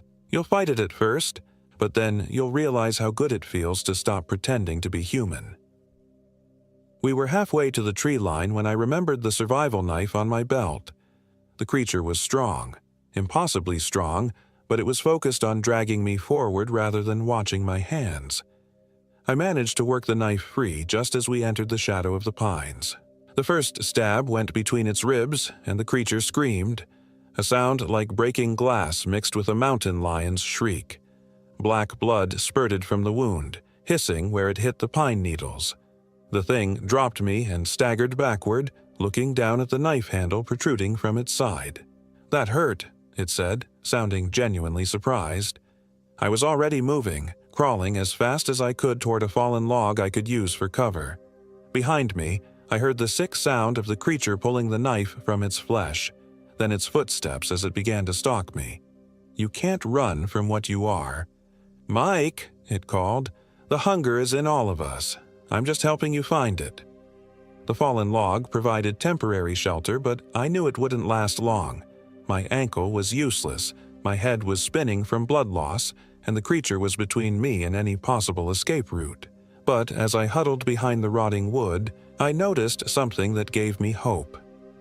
The grove Danny had shown me the day before was visible through the trees, maybe 50 yards away, and scattered around it, like offerings left by previous victims, were bones. Not just animal bones. Some of them were clearly human. Ribs, skulls, the delicate bones of hands and feet. All of them picked clean and bleached white by time and weather. But more importantly, I could see something else among the bones. The metallic glint of equipment, camping gear, hunting rifles, even what looked like the remains of a motorcycle. Other people had been here. Other people had faced what I was facing, which meant some of them might have been prepared. I heard the creature moving around the log, testing for an opening. Its breathing had changed, becoming more labored and wet-sounding. The knife wound was affecting it more than it wanted to admit. "Come out, Mike," it wheezed. "Let's finish this. I promise it won't hurt for long." Instead of answering, I began crawling toward the grove, using every piece of cover I could find.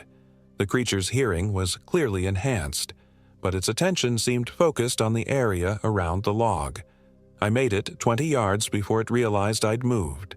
"Clever," it said, and I could hear the smile in its voice. "But you're only delaying the inevitable." The grove was worse up close. The smell of old death was overwhelming, and the ground was soft with decomposed organic matter. But among the scattered belongings of previous victims, I found what I was looking for: a hunting rifle, still in decent condition with a box of ammunition scattered nearby. I'd learned to shoot as a kid, and muscle memory took over as I loaded the rifle with shaking hands. The creature emerged from the tree line just as I chambered the first round. "Oh," it said, seeing the rifle. "You think that will stop me?" I put the first shot center mass and the creature staggered but didn't go down. The second shot took it in the shoulder, spinning it around. The third shot, aimed at its head, missed by inches as it dove for cover behind one of the standing stones. "You're only making me angry," it screamed, and its voice had lost all pretense of humanity. It was the sound of wind through a cave, of ice cracking under pressure.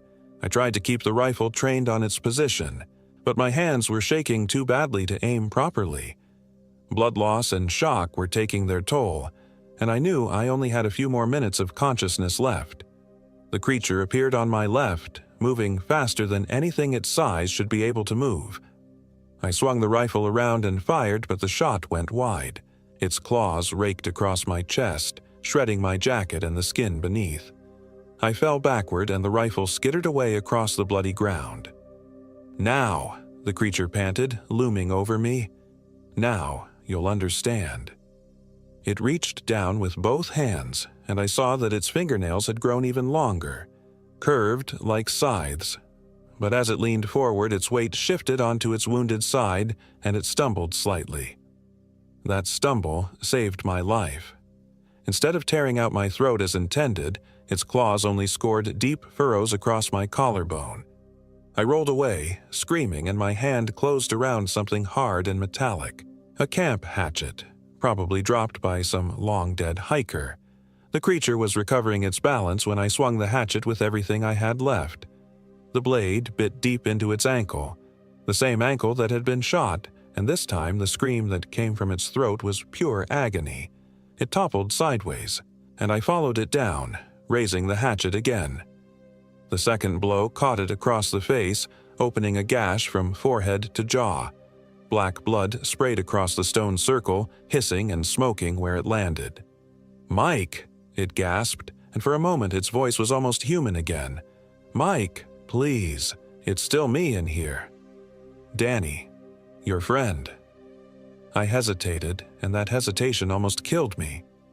The creature's hand shot out and wrapped around my throat, cutting off my air. Its grip was like a steel cable, and I felt my vision starting to tunnel. But as consciousness faded, I heard something that gave me hope. The distant sound of helicopter rotors. The grip on my throat loosened slightly, and the creature's head turned toward the sound. "No," it whispered. "Not yet. I'm not ready." I used its distraction to drive the hatchet into its wrist. The creature released me with another shriek, and I rolled away, gasping for air. The helicopter sound was getting closer, and I could see a searchlight sweeping through the trees. "You called them," the creature accused, its voice thick with pain and fury. "You found a way to call for help." I hadn't, but I wasn't about to correct it. Instead, I used the standing stones to pull myself upright and began waving at the approaching helicopter. The searchlight found me immediately, bathing the grove in harsh white light. The creature hissed and scrambled toward the tree line, moving like a wounded animal. In the helicopter's spotlight, I could see how much damage I'd done. Its left arm hung useless at its side, its face was a mask of black blood, and it was leaving a trail of dark fluid as it moved. "This isn't over, Mike," it called as it disappeared into the forest. "The hunger doesn't die. It just waits." The helicopter touched down in the clearing beyond the grove, and I could see figures in rescue gear running toward me, but I kept my eyes on the tree line, watching for any sign of movement. Even as the paramedics worked on me, even as they loaded me into the helicopter, I couldn't shake the feeling that something was watching from the shadows between the pines. They found Danny's body 3 days later, buried in a shallow grave near the mine shaft. The coroner said he'd been dead for at least 2 weeks, killed by something with very sharp claws. They never found what had attacked me in the grove, despite extensive searches with dogs and thermal imaging. The official report listed my attacker as an unknown large predator, possibly a mountain lion affected by disease. I didn't correct them. Who would believe the truth? But I know what I saw. I know what Danny became, and I know it's still out there somewhere in the Ruby Mountains, waiting for the next lonely hiker or camper to wander too far from civilization. Sometimes, late at night in my apartment back in the city, I hear whistling outside my window. "Here Comes the Sun," played just slightly off-key, with too many high notes that human lips shouldn't be able to produce, and sometimes when I look in the mirror, I notice things that make my blood run cold. My teeth seem a little sharper. My appetite has grown stronger, especially for rare meat. And when I'm very hungry, when I haven't eaten for too long, I catch myself staring at the people around me and wondering what they might taste like. "The hunger doesn't die," Danny had said. "It just waits." I'm beginning to understand what he meant.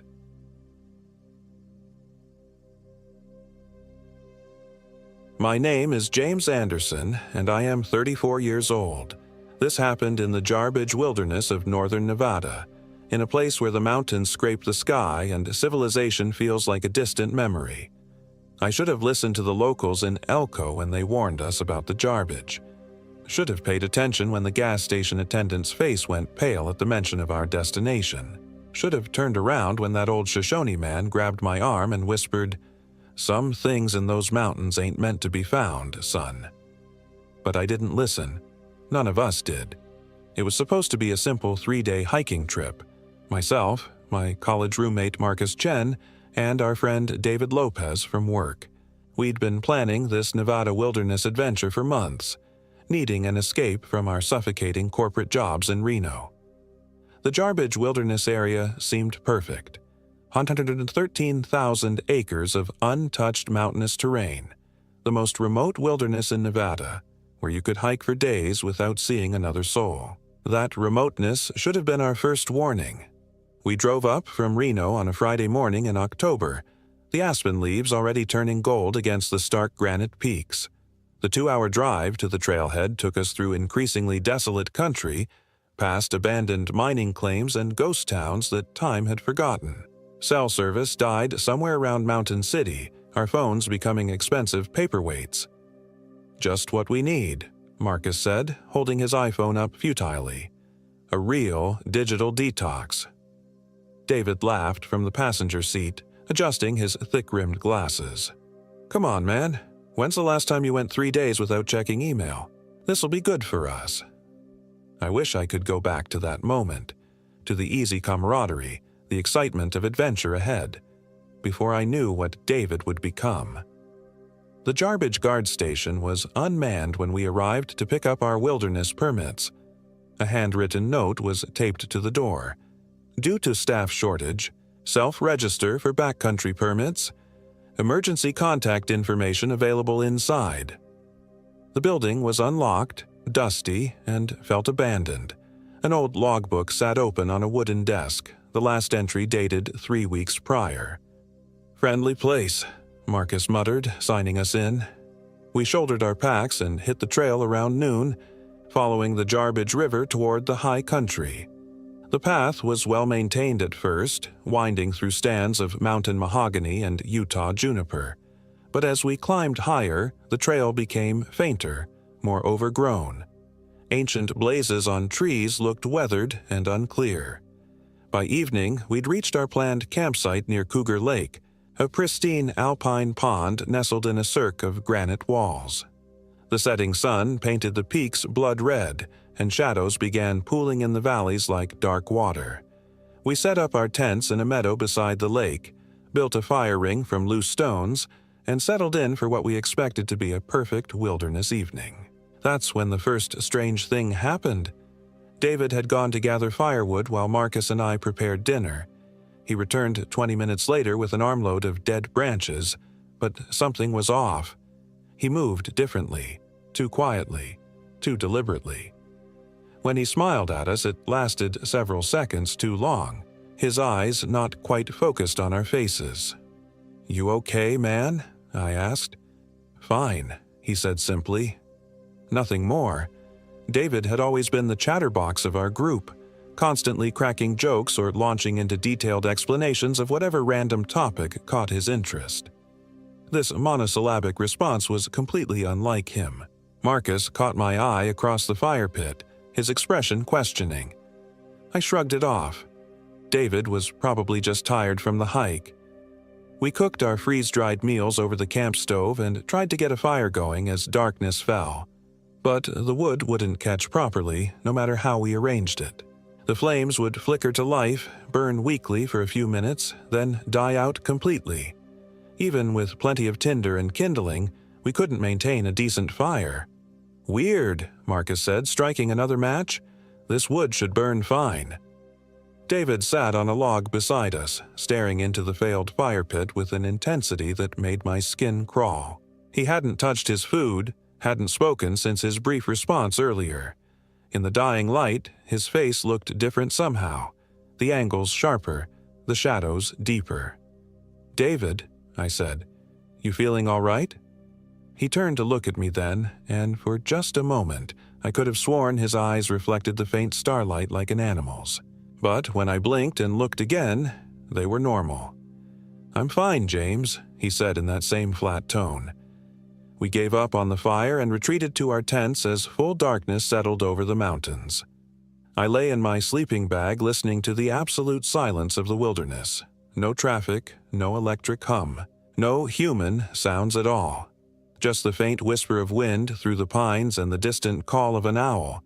I must have dozed off because I woke to the sound of Marcus calling my name. "James! James! Wake up!" I unzipped my tent and crawled out to find Marcus standing by the cold fire pit, his headlamp cutting a weak beam through the darkness. "What's wrong?" I asked. "David's gone." I looked toward David's tent and saw it was empty. The sleeping bag unzipped from the inside and pulled back. His boots were missing from the entrance. "Maybe he went to take a leak," I suggested, though something cold was already forming in my stomach.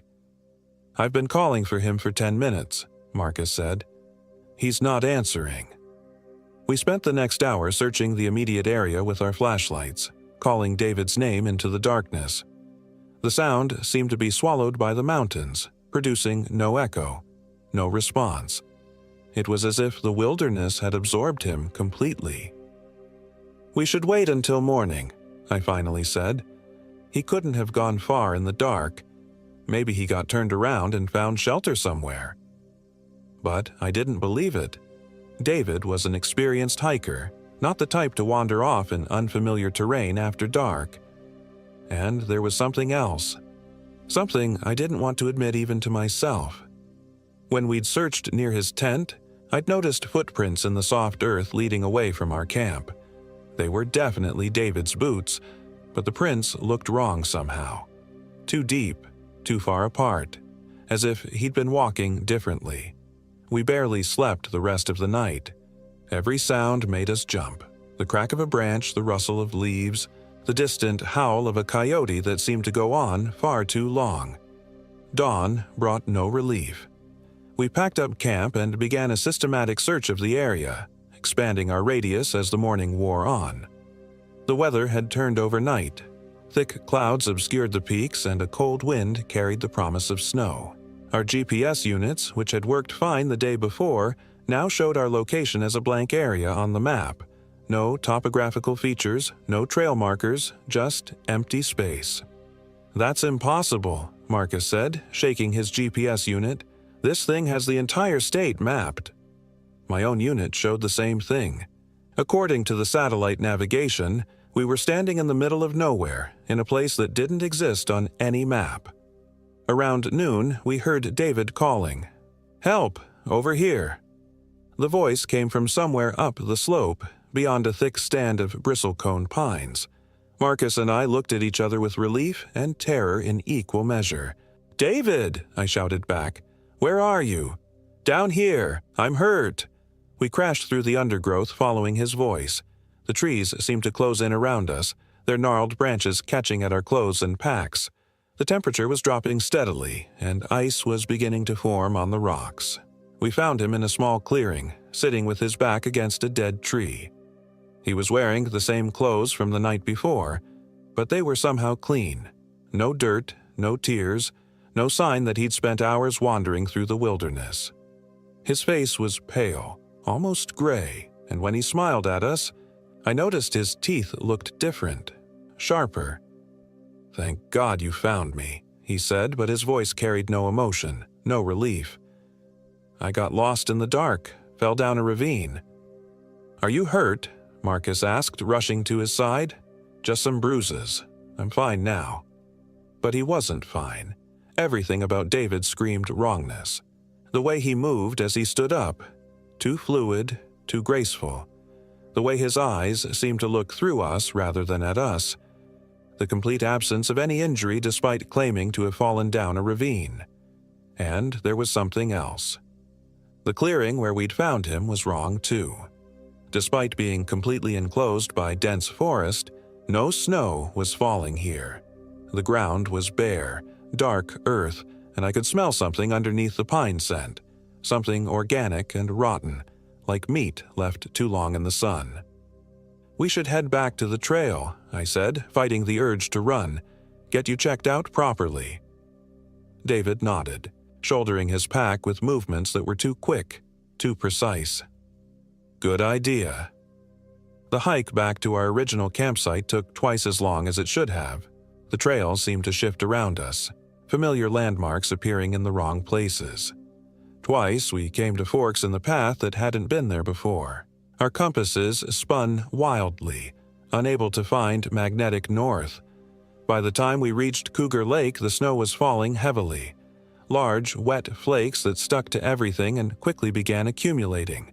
The temperature had plummeted at least 20 degrees since morning. We need to get down to lower elevation, Marcus said, checking his watch. This storm's getting bad. I agreed, but as we packed our gear, I kept watching David out of the corner of my eye. He moved through the tasks of breaking camp with mechanical efficiency, never speaking unless directly asked a question, and his answers were always the same brief, emotionless responses.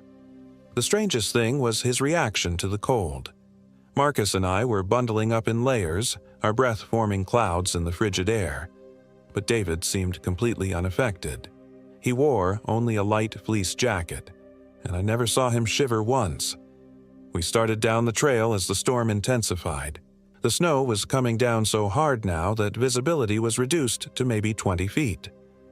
The path became treacherous, slick with ice and hidden rocks.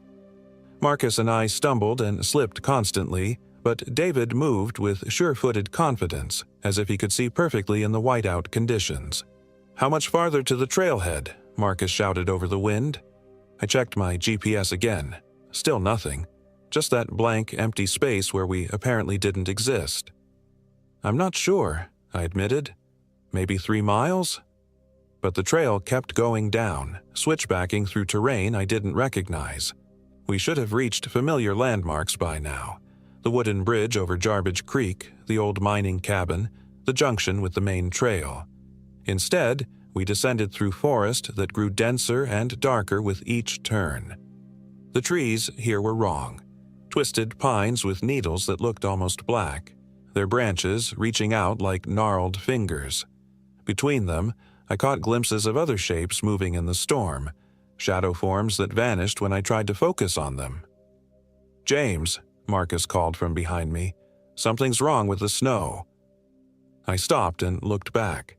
In the few seconds since Marcus had passed a particular spot on the trail, his footprints had filled with snow, but not the white snow that was falling. This snow was dark, almost gray, and it gave off a smell like copper pennies. "What the hell?" I muttered. David, who was walking point, turned back to look at us. In the dim light filtering through the storm, his face appeared gaunt, hollow-cheeked. When he smiled, I was certain I saw too many teeth. "Just a little farther," he said. "I know a shortcut." Every instinct I had screamed at me not to follow him. But what choice did we have? We were lost in a blizzard, with no GPS, no cell service, and no idea where we were.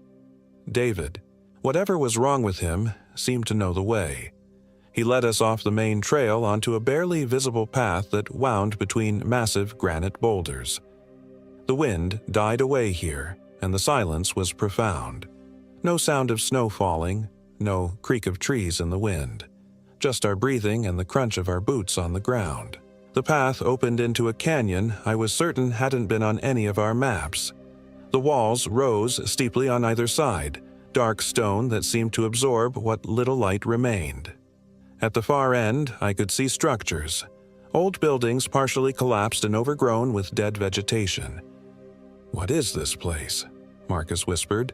David was already walking toward the buildings. "An old mining camp," he called back. "We can wait out the storm here." But as we got closer, I could see these weren't mining buildings. They were older, much older, built from fitted stone blocks in a style I didn't recognize. Symbols were carved into the walls, spirals and angular shapes that hurt to look at directly. "This doesn't look right," I said to Marcus. "We should turn back." But when I turned around, the path we'd followed was gone. Instead of the narrow canyon entrance, there was only solid rock wall, as if the passage had sealed itself behind us. Marcus saw it too. His face went white. "James, how is that possible?" I didn't have an answer. Nothing about this made sense. The buildings, the canyon, the impossible geography, all of it defied rational explanation. David was standing in front of the largest structure, a building that might once have been a church or meeting hall. The wooden door was open and darkness spilled out like liquid. "Come on," he called. "It's warm inside." That's when I knew for certain that whatever was walking around in David's body wasn't David anymore. The real David Lopez was terrified of enclosed spaces, had been ever since getting trapped in a cave during a college geology trip. He would never voluntarily enter a dark, unfamiliar building. "No," I said firmly, "we're not going in there." David turned to face us fully, and in the pale light, I could finally see what he'd become. His skin had taken on a grayish pallor, and his eyes were completely black. Not just the pupils, but the entire visible eye. When he smiled, his mouth opened too wide, revealing rows of needle-sharp teeth. "You will come inside," he said, and his voice was different now, layered as if multiple people were speaking in unison. "The others are waiting." Marcus grabbed my arm. "Others?" From inside the building came sounds, shuffling footsteps, whispered voices, and something else. Sobbing. Someone was crying in there, the sound echoing off stone walls. The thing wearing David's face took a step toward us. "The hunger is so strong," it said. "We've been alone here so long, but now we have friends. Now we can feed." I pulled Marcus backward, away from the building, but there was nowhere to go. The canyon walls rose straight up, unclimbable. Behind us was solid rock. The only way out was through the building, past whatever David had become. "What do you want?" I shouted. It tilted its head, considering. "To wear your skin, to taste your memories, to walk in the world above and bring others back to feed the family." The family. I thought of the crying voice inside the building and felt sick. How many people had been lured here over the years? How many hikers and campers had simply vanished in these mountains, their disappearances written off as accidents or people getting lost? The thing that had been David was moving closer now, its movements becoming less human with each step. Its arms were too long, its fingers stretched into claws. The skin of its face was starting to shift and ripple as if something underneath was trying to break free. "James," Marcus whispered. "The rocks, above the door." I looked where he was pointing and saw that one of the stone blocks above the entrance was loose, held in place by ancient mortar that was crumbling away. It was maybe 50 pounds of granite, positioned directly over where the thing would be standing if it kept advancing. "When I say go, throw something at that stone," I whispered back. I pulled my water bottle from my pack and waited. The creature was 10 feet away now, close enough that I could smell it. The sickly sweet stench of decomposition mixed with something else, something wild and predatory. "Go!" I hurled the water bottle as hard as I could at the loose stone. The impact was just enough to dislodge it completely. 50 pounds of granite crashed down, striking the creature directly on the head and shoulders. The thing that had been David shrieked, a sound like breaking glass mixed with the cry of a wounded animal. It collapsed under the stone, black fluid oozing from its crushed skull, But even as we watched, it was trying to move, trying to pull itself free. "The building," Marcus said. "Maybe there's another way out." We had no choice. Behind us was solid rock, and the creature was already starting to regenerate, its crushed bones reforming with wet, cracking sounds. We ran for the open doorway, leaping over the thrashing thing on the ground. The interior of the building was worse than I'd imagined. It was much larger inside than the exterior suggested, with stone corridors leading off in all directions. The walls were covered in more of those impossible symbols, and the air was thick with the smell of decay. But the worst part was the people. They lined the corridors, dozens of them, standing against the walls in various states of decomposition. Some looked recent, hikers in modern gear, their faces frozen in expressions of terror. Others were older, wearing clothes from decades past. All of them were perfectly preserved except for their eyes, which had been replaced by the same black voids I'd seen in David. And they were all staring at us. "Welcome," they said in unison, their voices creating a horrible chorus. "Welcome to the family." We ran, down corridors that seemed to stretch forever, past rooms filled with bones and rotting supplies. Behind us, I could hear them following, footsteps that echoed like gunshots in the confined space. Marcus was ahead of me, his headlamp beam dancing wildly as he sprinted through the maze of passages. "There," he shouted. "Light ahead." I could see it too, gray daylight filtering in from somewhere up ahead. We burst through a final doorway and found ourselves outside again, but not in the canyon. We were on a mountainside I didn't recognize, surrounded by dead trees under an overcast sky. "Where are we?" Marcus gasped. I checked my GPS again. Still nothing. We were nowhere, in a place that didn't exist on any map. The building behind us was already fading, becoming translucent like a mirage. In moments, it was gone completely, leaving only bare rock and scattered bones. "We have to get out of here," I said, "before they find us again." We started down the mountainside, picking our way carefully over loose scree and ice-covered rocks. The storm had passed, but the temperature was still dropping. Our breath formed thick clouds, and ice was beginning to form on our eyebrows and beards. Hours passed. The sun was setting when we finally saw something familiar, the wooden sign marking the Jarbidge Wilderness boundary. We were at least 5 miles from where we'd started, but somehow we'd found our way back to the main trail. My truck was still in the parking area, covered with snow but undamaged. We threw our packs in the back and drove away from that place as fast as the icy roads would allow. We didn't speak for the entire 2-hour drive back to Reno. What could we say? That our friend had been replaced by some kind of creature? That we'd discovered a building full of the dead in a place that didn't exist? Who would believe us? It wasn't until we reached the city lights that Marcus finally broke the silence. "David," he said quietly. "The real David. Do you think he's dead?" I finished. "Yeah, I think so. Probably since that first night." We reported David missing to the authorities the next day, telling them he'd wandered away from camp and hadn't returned. Search and rescue teams scoured the Jarbidge Wilderness for a week but found no trace of him. Eventually, the search was called off, and David Lopez was officially listed as missing, presumed dead. The official report blamed exposure and the unexpected storm, a tragic accident in one of Nevada's most remote wilderness areas. I never told them about the thing that had worn his face, or the building full of the dead, or the impossible geography that had trapped us in a place between worlds. I knew they wouldn't believe me. Hell, I barely believed it myself, but I have proof that it really happened. 3 weeks after we returned, I was going through the photos on my camera when I found images I didn't remember taking.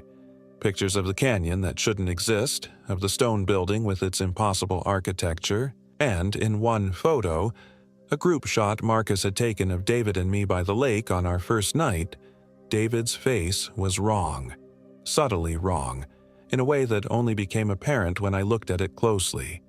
His smile was too wide. His eyes reflected the camera flash like an animal's. And if I looked very carefully at the shadows behind him, I could see shapes that didn't belong. Tall, thin figures watching us from the tree line. They'd been hunting us from the very beginning. I've never gone camping again. Never even left the city limits of Reno if I can help it. Because sometimes, in my dreams, I'm back in that canyon, standing before that impossible building. And David is there, smiling his too wide smile, telling me that the others are waiting inside. Sometimes I wake up to find fresh dirt under my fingernails, though I can't remember digging anything. And twice now, I found strange symbols carved into the walls of my apartment, the same spirals and angular shapes I saw in that place that doesn't exist. They're still out there, somewhere in the wilderness between worlds, and I think they're still looking for me. Last week, I got a call from a number I didn't recognize. When I answered, there was only breathing at first. Then a familiar voice said, "Hello, James. I've missed you." It was David's voice. But David has been dead for 6 months. "Come back to the mountains," the voice continued. "The family is so hungry, and we have a space waiting just for you." I hung up and changed my phone number the next day, but I know it won't matter. They found me once before in a place that shouldn't exist. They can find me again. I'm writing this down because I need someone else to know what really happened in the Jarbidge Wilderness. If I disappear, if I'm found dead in some impossible place, maybe someone will read this and understand. Don't go to the Jarbidge alone. Don't trust anyone who comes back from the deep wilderness acting strangely. And if you ever find yourself in a canyon that isn't on any map, with buildings that shouldn't exist, run. Run fast and don't look back, because some things in those mountains aren't meant to be found, and once they find you, they never really let you go. The phone is ringing again as I write this. I know who it is before I answer. David's voice calling me home to a place where the dead walk and hunger never dies. I think tonight I might answer. I think I'm ready to see my old friend again.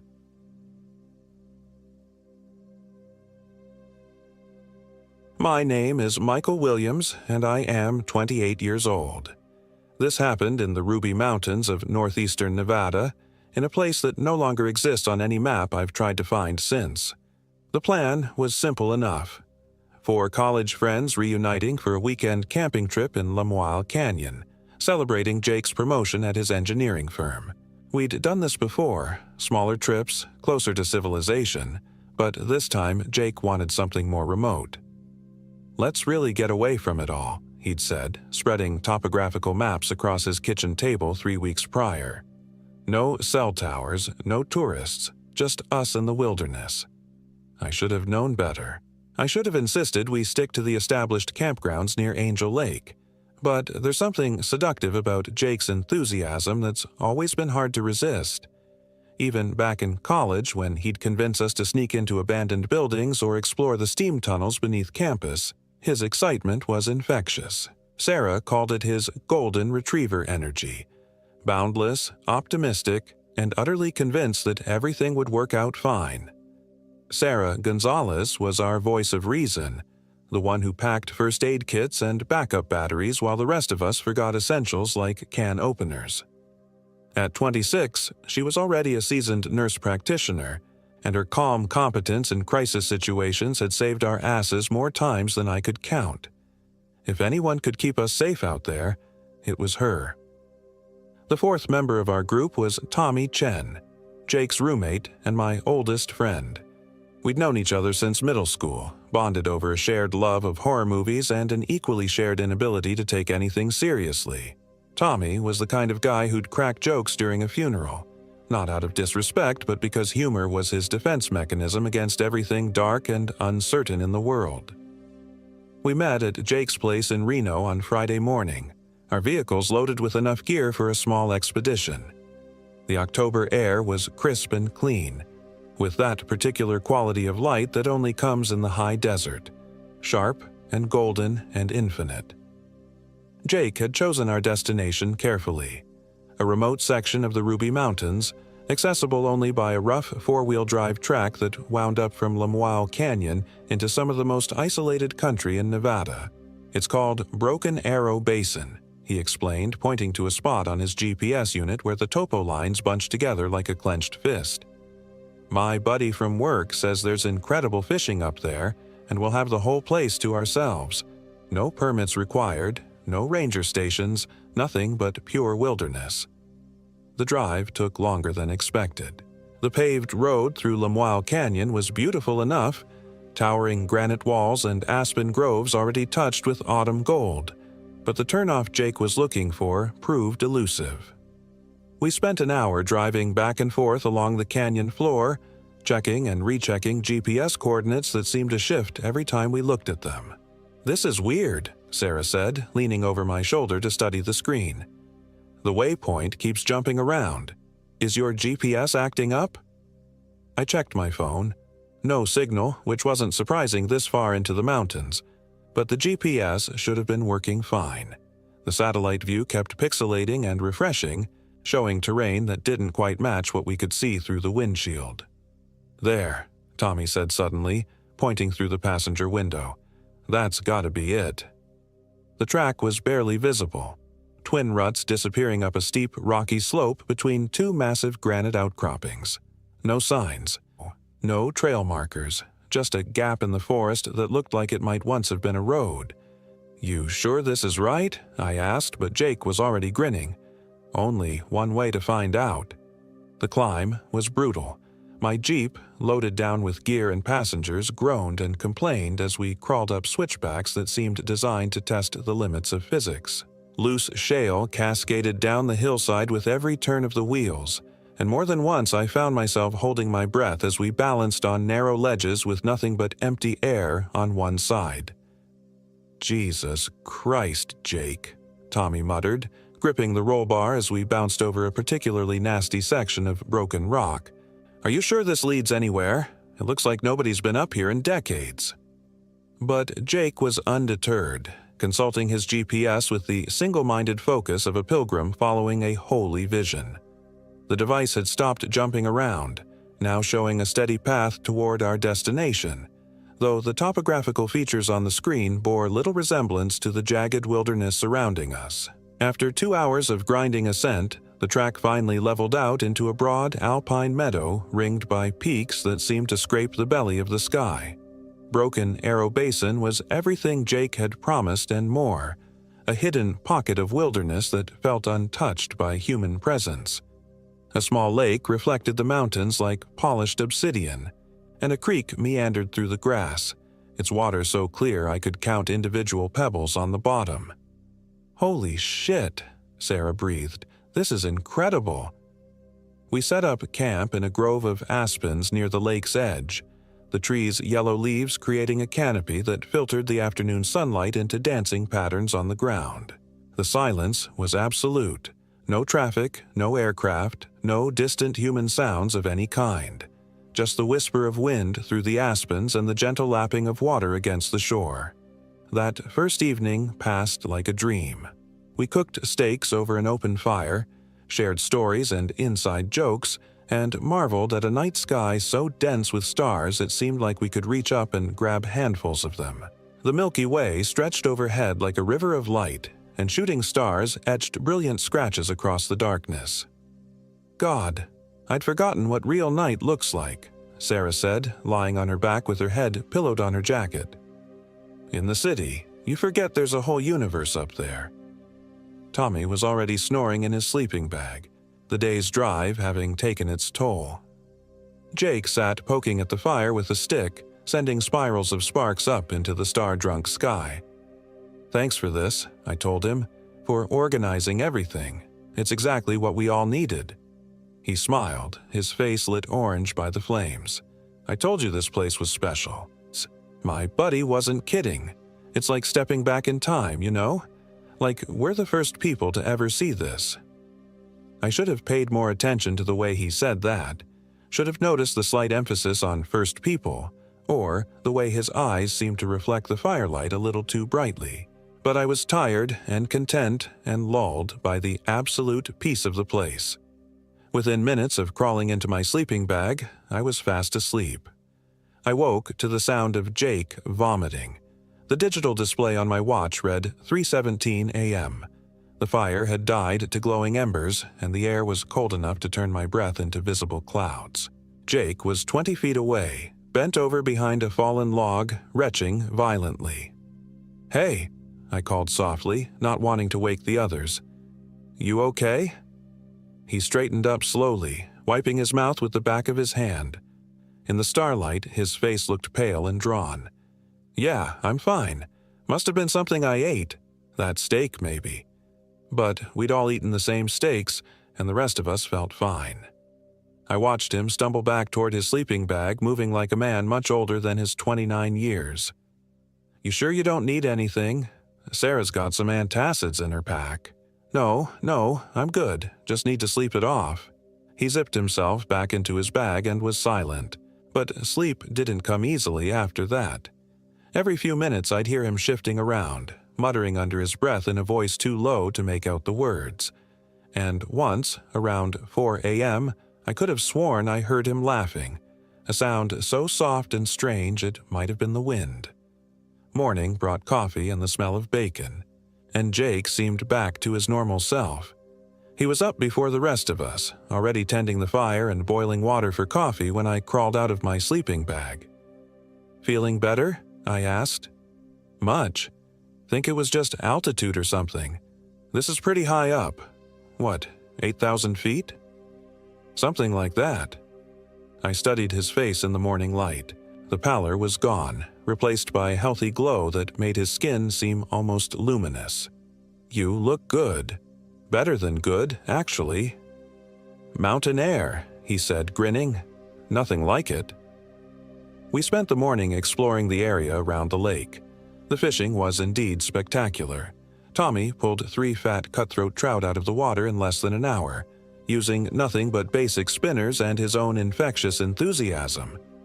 Sarah found a hot spring bubbling up from between some boulders on the far shore, the water clear and warm and sulfur-scented. "This is like a spa resort," she said, dipping her hand into the steaming pool. "Except instead of paying $300 a night, we're getting it for free." It was Jake who suggested we explore further into the basin. "There's supposed to be some old mining claims up that way," he said, pointing toward a notch between 2 peaks. "Might be interesting to check out." The hike took us through increasingly rugged terrain. The game trail we'd been following petered out after a mile, leaving us to pick our way through talus slopes and stands of stunted pine. But Jake pressed on with determined enthusiasm, consulting his GPS and muttering about landmarks that none of the rest of us could see. "How much further?" Sarah asked after we'd been climbing for an hour. "This is getting pretty rough." "Not far now," Jake called back. "Just over this next ridge." But there was always another ridge, always one more rise to climb. The sun was high overhead by the time we finally stopped for a rest, and I was beginning to feel the first prickles of real concern. "Jake, we should head back," I said. "We've been at this for 3 hours, and we need to get back to camp before dark." 10 more minutes, he said. "I swear, it's just up ahead." Tommy was bent over, hands on his knees, breathing hard. "Dude, I'm dying here. What exactly are we looking for?" "You'll know it when you see it." There was something in Jake's voice that made me look at him more closely. His eyes were bright, too bright, and there was a tension in his posture that seemed almost predatory. When he smiled, I noticed that his teeth looked sharper than I remembered. "Jake!" "There," he said, pointing ahead. "I told you." I turned to follow his gaze and felt my blood turn to ice water. It wasn't a mining claim. It was a camp. Or what had once been a camp.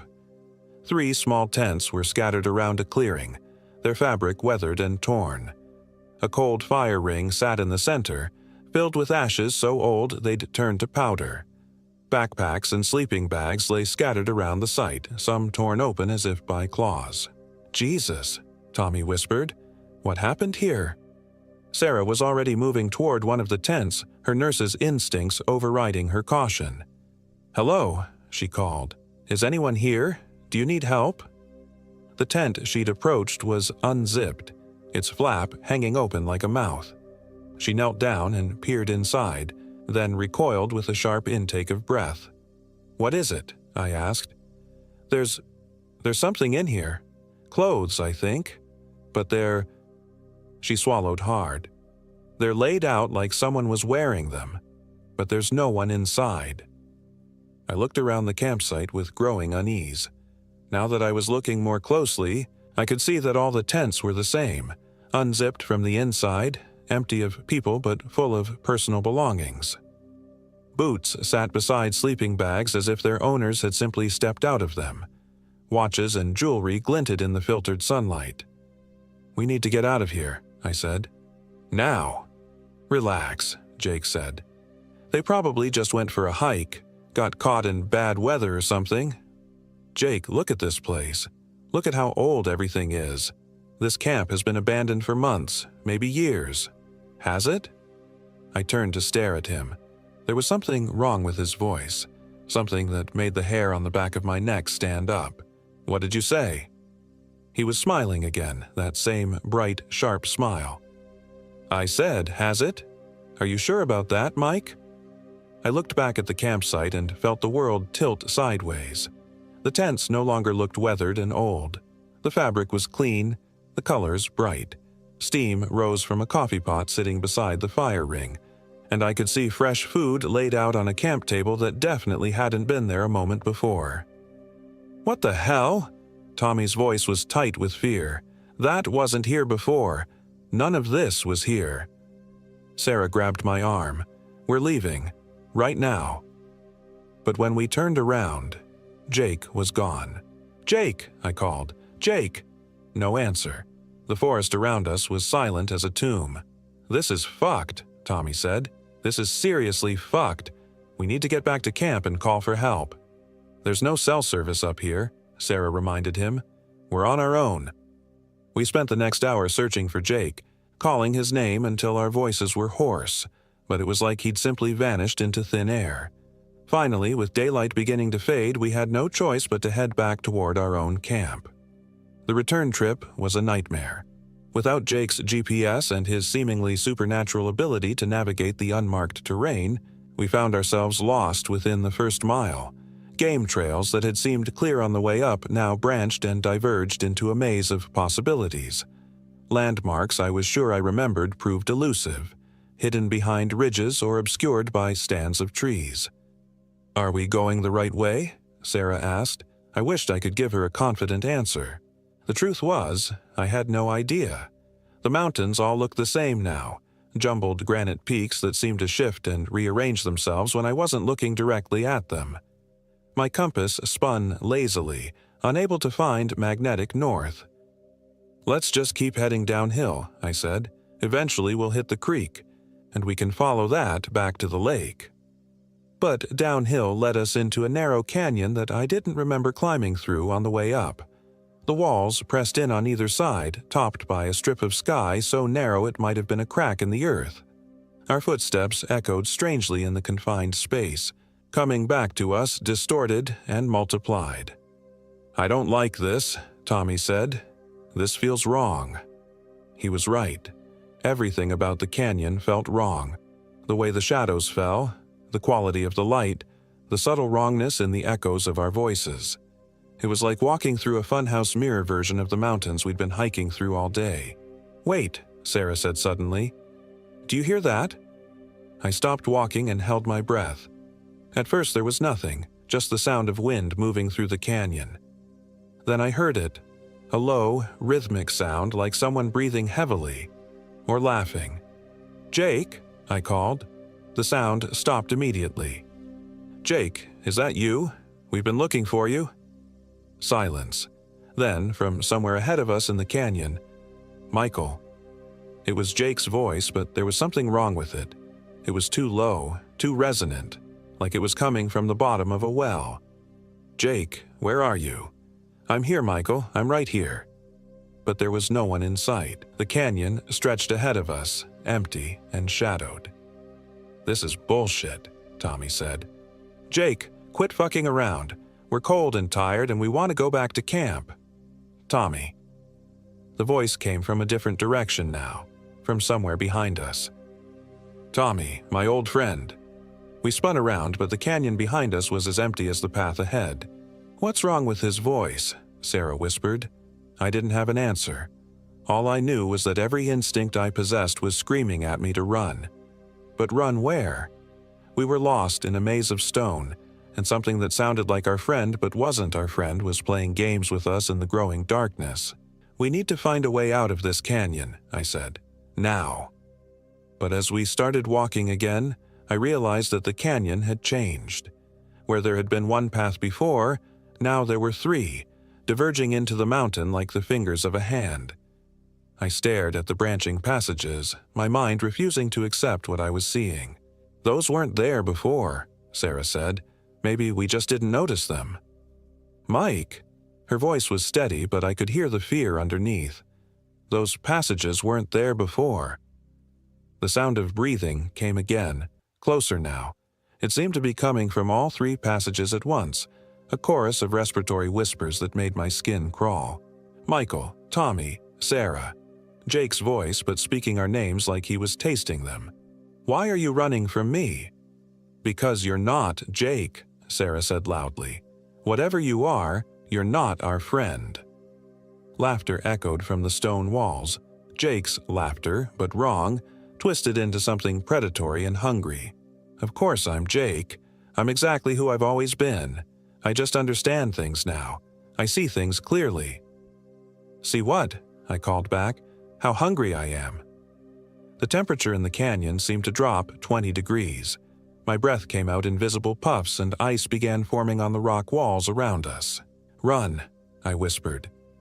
We took the middle passage, sprinting through the narrowing corridor as Jake's laughter followed us, bouncing off the walls and multiplying until it sounded like a dozen voices sharing the same terrible joke.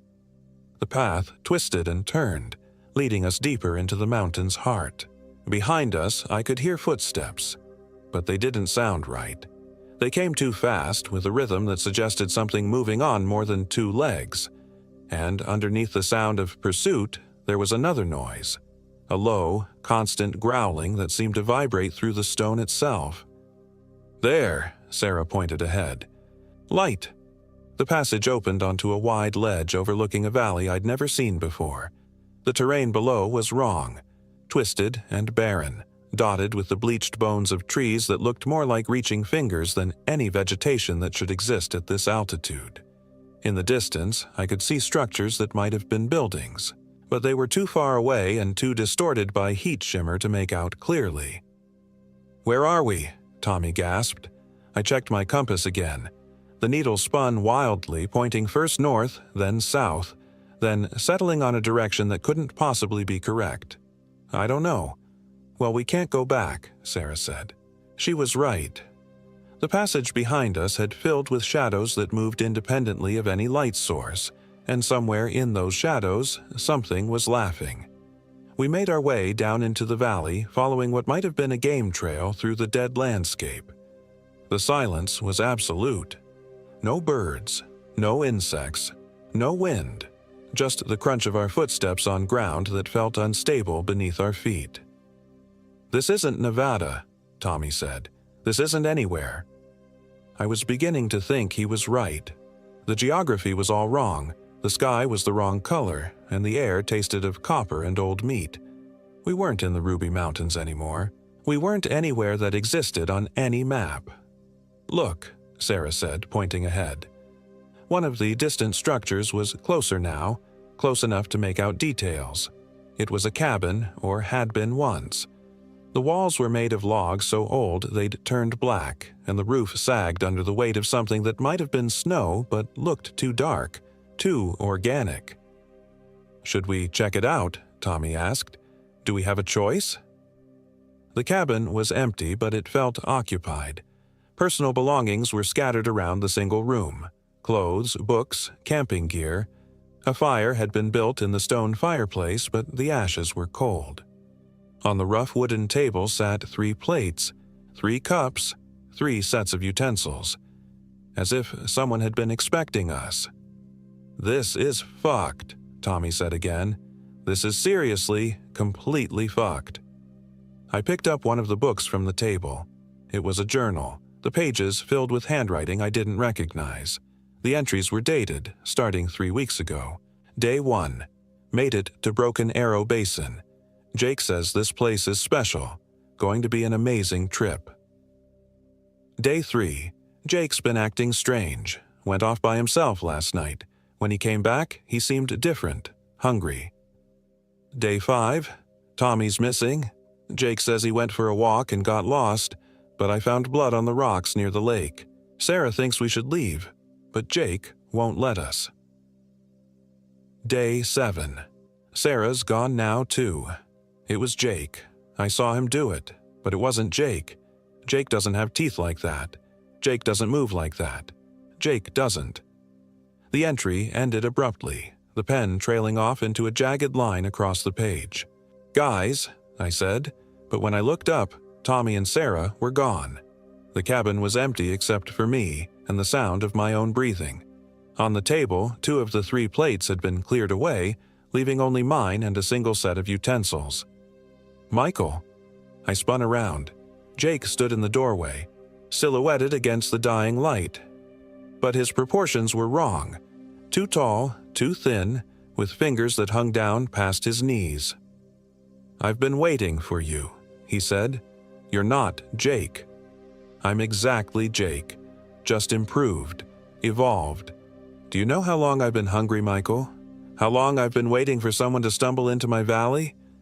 The thing that had been Jake stepped into the cabin, and I got my first clear look at what it had become.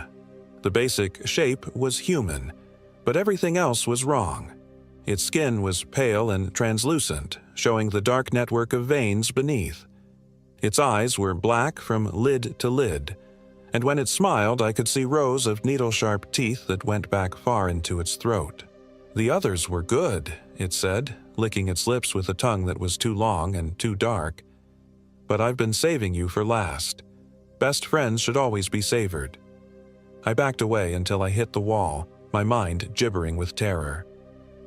"What are you?" "I'm what happens when hunger gets so deep it becomes everything. I'm what lives in the spaces between maps, feeding on anyone stupid enough to wander into my territory." It tilted its head, studying me like a bug under glass. "Your friend Jake? He made such interesting sounds when I peeled his skin off. Would you like to hear them?" The voice that came out of the thing's mouth was perfect. Jake's voice, speaking Jake's words with Jake's intonations. But underneath it, I could hear something else, a wet, grinding sound like bones being crushed. "Sarah tried to run," it continued conversationally. "Made it almost a quarter mile before I caught up with her. Tommy just stood there crying. Disappointing, really. I was hoping for more sport." I lunged for the door, but the creature moved faster than anything human could move. One moment it was across the room. The next, it was directly in front of me, blocking my escape. Now, it said, placing one impossibly long finger against my chest. "That's not very polite. I prepared a lovely meal for us." On the table, the remaining plate was no longer empty. It was piled high with meat that was still red and wet. Beside it sat a cup filled with something dark that steamed in the cold air. "Fresh," the creature said proudly. "I only just finished preparing it." The smell hit me then, the overwhelming stench of copper and decay and something else, something sweet and cloying that made my stomach lurch. I vomited, doubling over as my body tried to expel everything I'd eaten in the last 24 hours. When I straightened up, the creature was smiling with Jake's face. That's exactly how Jake reacted when he first saw me feeding, right before I showed him what real hunger looks like. It reached for me with those 2 long fingers, and I did the only thing I could think of. I grabbed the oil lamp from the table and smashed it against the creature's face. The glass shattered, sending burning oil across its features. The thing shrieked, a sound like metal tearing, and stumbled backward, clawing at its face. The smell of burning flesh filled the cabin. I ran. The landscape outside had changed again. Now it was snowing, though the flakes that fell weren't white but a dirty gray that left dark stains where they landed. The dead trees creaked and swayed in a wind I couldn't feel, and in the distance I could see lights that moved too purposefully to be stars. Behind me, the thing that had been Jake came bursting out of the cabin, half its face burned away to reveal the skull beneath. But even as I watched, the damaged flesh began to regenerate, growing back like some obscene time-lapse video. "Michael!" it called in Jake's voice. "Michael, wait! You don't understand. I just want to share this with you." I ran across the valley floor, my feet slipping on ground that felt soft and yielding, like running across a carpet of meat. The lights in the distance were closer now, and I could see that they weren't lights at all, but eyes. Dozens of glowing eyes watching me from the darkness. More of them. More creatures like the thing that had taken Jake's shape. "Welcome to my family," Jake's voice called from behind me. "They're so excited to meet you." The eyes began moving toward me, converging from all directions. I could hear their voices now. Whispers and sighs and the wet sound of something large moving through liquid. They spoke in the voices of people I'd known. People who must have wandered into this place over the years and become food for things that wore their faces afterward. "Jason, buddy, is that you? We've missed you so much. Come play with us, Michael. We have such wonderful games. Don't you want to see your friends again? We're all here." I stumbled and fell, my hands sinking into the soft ground up to the wrists. When I pulled them free, they were covered in something dark and sticky that smelled like old blood. "There's nowhere to run," Jake's voice said. The creature was close now, so close I could feel its breath on the back of my neck. "This is my place, my hunting ground. The only way out is through me." I rolled over, expecting to see death reaching for me with Jake's face. Instead, I saw open sky. I was lying in my sleeping bag beside the lake in Broken Arrow Basin. Pale, morning light filtered through the aspens, and I could hear the gentle lapping of water against the shore. Tommy was snoring softly nearby, and Sarah was curled up in her bag with just the top of her head visible. For a moment, I couldn't move. The nightmare had been so vivid, so absolutely real, that part of me was convinced I was still trapped in that impossible valley. But slowly, gradually, the familiar sounds and smells of our campsite convinced me that I was awake. A dream. It had all been a horrible, incredibly detailed dream. I sat up, my heart still racing, and looked around for Jake. His sleeping bag was empty, unzipped from the inside. At first, that sight sent another spike of terror through me, but then I remembered. He'd been sick during the night. Probably just went to take a piss or splash some water on his face. "Jake?" I called softly. No answer. I climbed out of my bag and walked to the edge of the lake. The water was perfectly still, reflecting the peaks that surrounded us like a mirror. There was no sign of Jake anywhere. "Jake!" I shouted. Tommy sat up with a start. "What? What's going on?" "Jake's missing." Sarah was awake now, too, immediately alert in the way that medical professionals learn to be. "Missing? How? When did you last see him?" "He was sick during the night. I thought he'd just gone to take care of business, but—" I gestured at his empty sleeping bag. We spent the morning searching, calling his name until our voices echoed off the granite walls. But it was like he'd simply vanished. His gear was still at the campsite, his boots still sitting beside his sleeping bag. Wherever he'd gone barefoot and wearing only the clothes he'd slept in. "We need to get help," Sarah said. "This isn't something we can handle alone." But when we tried to drive out, we discovered that the track we'd followed up to the basin had vanished. Where there had been a rough but passable road the day before, now there was only unbroken forest. Tommy and I spent hours hiking through the trees, searching for any sign of the path, but it was like it had never existed. "This is impossible," Tommy said. "Roads don't just disappear." But apparently they did. We were stranded in a place that shouldn't exist, missing a friend who might never have been there at all. That night, as we sat around our fire discussing what to do next, I heard Jake's voice calling from across the lake. "Michael, Tommy, Sarah." We all heard it, clear as day, unmistakably Jake's voice calling our names from the darkness beyond the water. "Jake!" Sarah shouted back. "Where are you?" "I'm here," came the answer. "I'm right here. Why don't you come find me?" Tommy was already reaching for his flashlight, but I grabbed his wrist. "Don't." "What? Why not? It's Jake. He needs help." "Listen to his voice, Tommy. Really listen." We sat in silence, and Jake's voice came again. "I'm so hungry, Michael. So very, very hungry. Won't you come feed me?" The voice was Jake's, but the words were wrong. Jake didn't talk like that. Jake wouldn't say things like that. "What's happening here?" Sarah whispered. I thought about my dream, about the creature with Jake's face and needle teeth, about the journal I'd found in the cabin, with its descriptions of friends going missing one by one. "I think we need to leave," I said. "Right now. Tonight." "How? The road's gone." "Then we hike out. We follow the stream down the canyon until we hit the main road." "In the dark? That's insane." "Michael." Jake's voice was closer now, coming from just beyond the circle of firelight. "Why are you whispering about me? That's not very nice." I looked toward the sound and saw a shape moving in the darkness, tall and thin and wrong, with arms that hung down too far and a face that was pale in the reflected firelight. "That's not Jake," I said. The shape stepped into the light, and I saw that I was both right and wrong. It was Jake, same face, same hair, same crooked smile, but his eyes were black from lid to lid, and when he opened his mouth to speak, I could see rows of teeth that went back into his throat like a shark's. "Of course I'm Jake," he said in Jake's voice. "Who else would I be?" Sarah screamed, the thing wearing Jake's face turned toward her, tilting its head like a curious animal. "Sarah," it said fondly. "Sweet Sarah, I've been thinking about you all day, about how you'll taste, about the sounds you'll make." Tommy grabbed a burning branch from the fire and held it out like a weapon. "Stay back. Whatever you are, just stay the fuck back."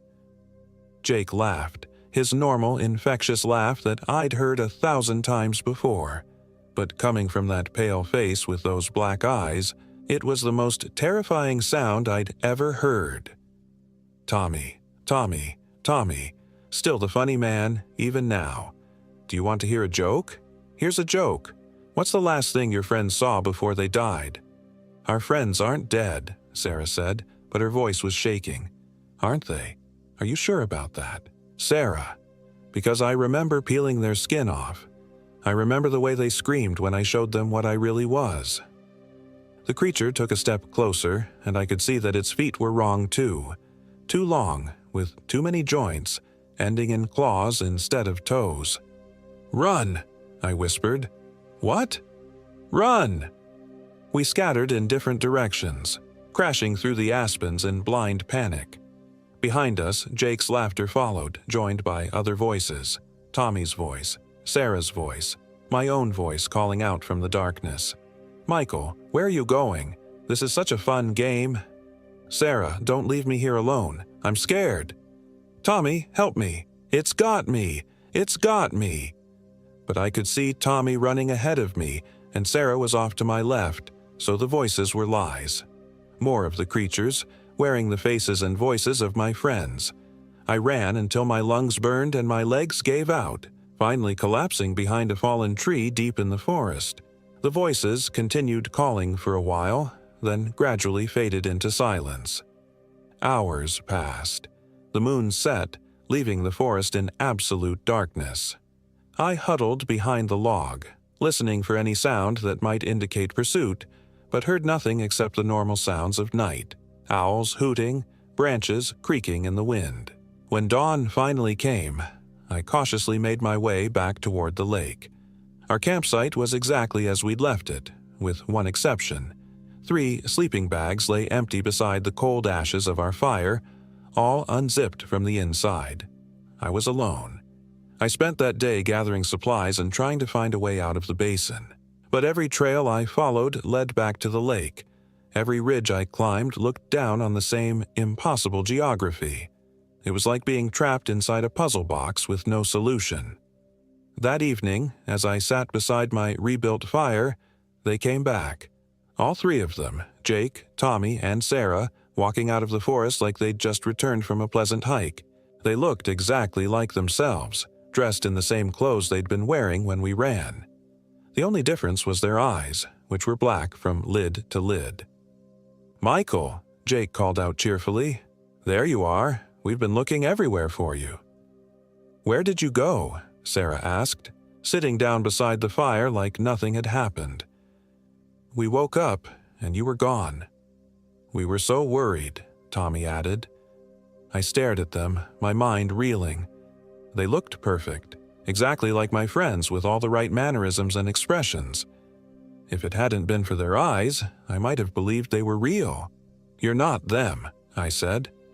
Jake looked hurt. "Of course we are. Who else would we be? You're the things that killed them." "Killed them?" Sarah laughed. "Michael, we're right here. Do we look dead to you?" They looked alive. They looked healthy and happy and completely normal except for those terrible black eyes. But I remembered the creature from the night before, remembered its needle teeth and 2 long limbs. "Show me your teeth," I said. "What?" Tommy frowned. "That's a weird request, man. Show me your fucking teeth." For just a moment, their faces flickered. The friendly expressions slipped, revealing something hungry and predatory underneath. Then the masks were back in place. "You're being paranoid," Jake said. "Come on, let's get some sleep. We'll figure out how to get home in the morning." "No." "Michael!" I said no. I grabbed my pack and ran, plunging into the forest without any destination in mind. Behind me, their voices called out, concerned, loving, perfectly mimicking the way my real friends would have sounded. "Michael, wait! You're scaring us. Don't leave us here alone." But I kept running, because I knew that whatever was calling to me with my friends' voices, it wasn't my friends anymore. I've been running for 3 days now, or maybe 3 weeks, or 3 months. Time doesn't seem to work properly in this place. The sun rises and sets, but always in the wrong places, and sometimes it's 2 suns, or no sun at all. The landscape shifts when I'm not looking directly at it, leading me through forests that shouldn't exist and over mountains that rearrange themselves behind me. They follow me everywhere. Not just Jake and Tommy and Sarah, but others now, people I've never seen before, wearing faces they stole from previous victims. They call to me constantly, promising food and warmth and companionship, promising an end to the loneliness. Sometimes I'm tempted to listen. Sometimes the isolation gets so bad that even their company seems preferable to being alone. But then I remember Jake's teeth, remember the journal in the cabin, and I keep running. I don't know if there's a way out of this place. I don't know if the real world even exists anymore, or if I've fallen so far down the rabbit hole that there's no way back up. But I'm going to keep trying, because the alternative is becoming like them. Another hungry thing wearing a stolen face. The worst part is the doubt. Sometimes I catch myself wondering if I'm the crazy one. Maybe Jake and Tommy and Sarah really are alive and safe, and I'm just having some kind of psychotic break. Maybe I'm the one who's lost his mind. Maybe I'm the danger. But then I look at my hands, and they're still my hands. I look in the still water of mountain streams, and my eyes are still brown, not black. I'm still human, still myself, still fighting. Last night I found another campsite, fresh gear scattered around a fire that was still warm, 3 sleeping bags unzipped from the inside, and sitting on a log nearby, a journal with entries that ended abruptly. Day 4. Jake's been acting strange since we got here, says he found something in the woods, something that's been waiting for us. Day 6. Tommy's missing. Jake says he's just exploring, but I don't believe him. There's something wrong with Jake's eyes. Day 8. I can hear them calling to me from the forest. Jake and Tommy using their voices. But I saw Jake yesterday, and he's not Jake anymore. His face is wrong. His mouth is wrong. Day 9. They're all here now, all my friends, standing around the fire like nothing happened. But they're not my friends. I don't know what they are, but they're not. The same story, over and over. How many groups has this place taken? How many people have wandered into Broken Arrow Basin and never come out? I'm writing this down because I need to remember. Because sometimes, in the depths of exhaustion and despair, I start to forget what's real and what isn't. I start to think that maybe I should just give up, go back to the lake and accept their invitation to join them. But I won't. I can't. Because somewhere out there, in the real world, people need to know what happened here. They need to know about the place that isn't on any map, about the things that wear familiar faces and hunt with stolen voices. If you're reading this, if somehow this journal makes it out even though I don't, then please, stay away from the Ruby Mountains. Stay away from any place called Broken Arrow Basin. And if you ever meet someone who claims to be Jake Anderson or Tommy Chen or Sarah Gonzalez, if they invite you camping in a beautiful, isolated place that no one else knows about, run. Run and don't look back. Because some hungers are older than civilization, and they're always looking for new faces to wear.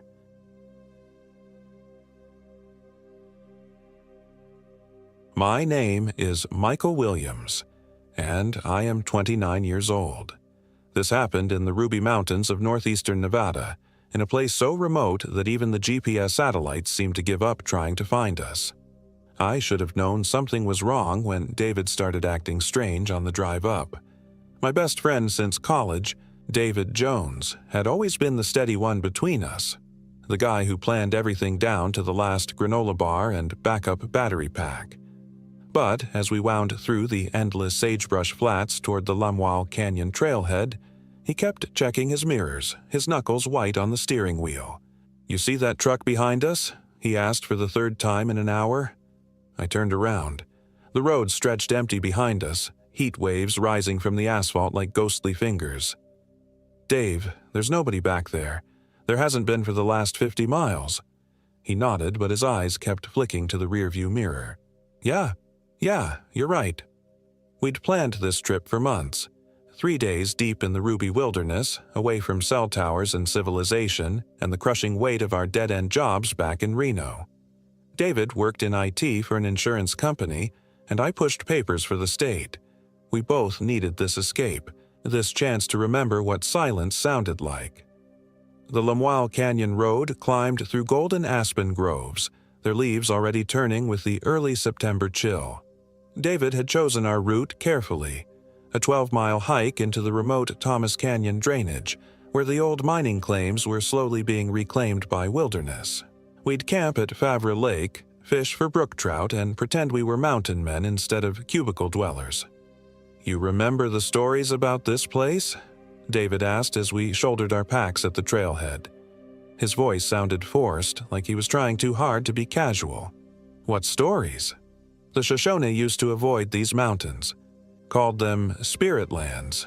Said things lived up here that weren't quite natural." I laughed, adjusting my pack straps.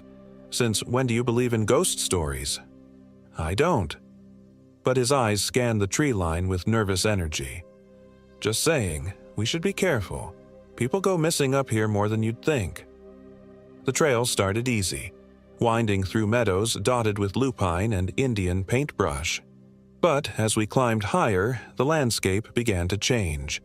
The trees grew thicker, older, their branches forming a canopy so dense that midday felt like twilight. The usual mountain sounds, birds, wind through pine needles, the distant chatter of squirrels, gradually faded until our footsteps seemed unnaturally loud. "It's quiet," David muttered, voicing what I'd been thinking. "Mountain quiet. That's what we came for, remember?" But this wasn't the peaceful silence I'd expected. This felt heavy, oppressive, like the forest itself was holding its breath. Even our conversation died as we hiked, each of us lost in our own thoughts as the trail switchbacked through increasingly alien terrain. We reached our intended campsite at Favre Lake just as the sun was beginning to set. The lake sat in a perfect glacial cirque, surrounded by granite walls that caught the last light and threw it back in bloody shades of red and orange. It should have been beautiful. Instead, something about the place made my skin crawl. "Look at the water," David said. The lake's surface was perfectly still, like black glass. No insects disturbed it, no fish rose to feed. Even the wind seemed to die when it reached the water's edge. "Probably too cold for much life," I said, but my voice sounded thin in the silence. We made camp on a flat spot above the lake's eastern shore, going through the familiar routine of setting up tents and organizing gear. David was meticulous as always, checking and double-checking every stake and guy line, but I noticed he kept glancing over his shoulder as if expecting to find someone watching us. "Dave, you okay? You've been jumpy all day." He paused in the middle of rolling out his sleeping bag. For a moment, I thought he was going to tell me something important. Then he shook his head. "Just tired. Long drive."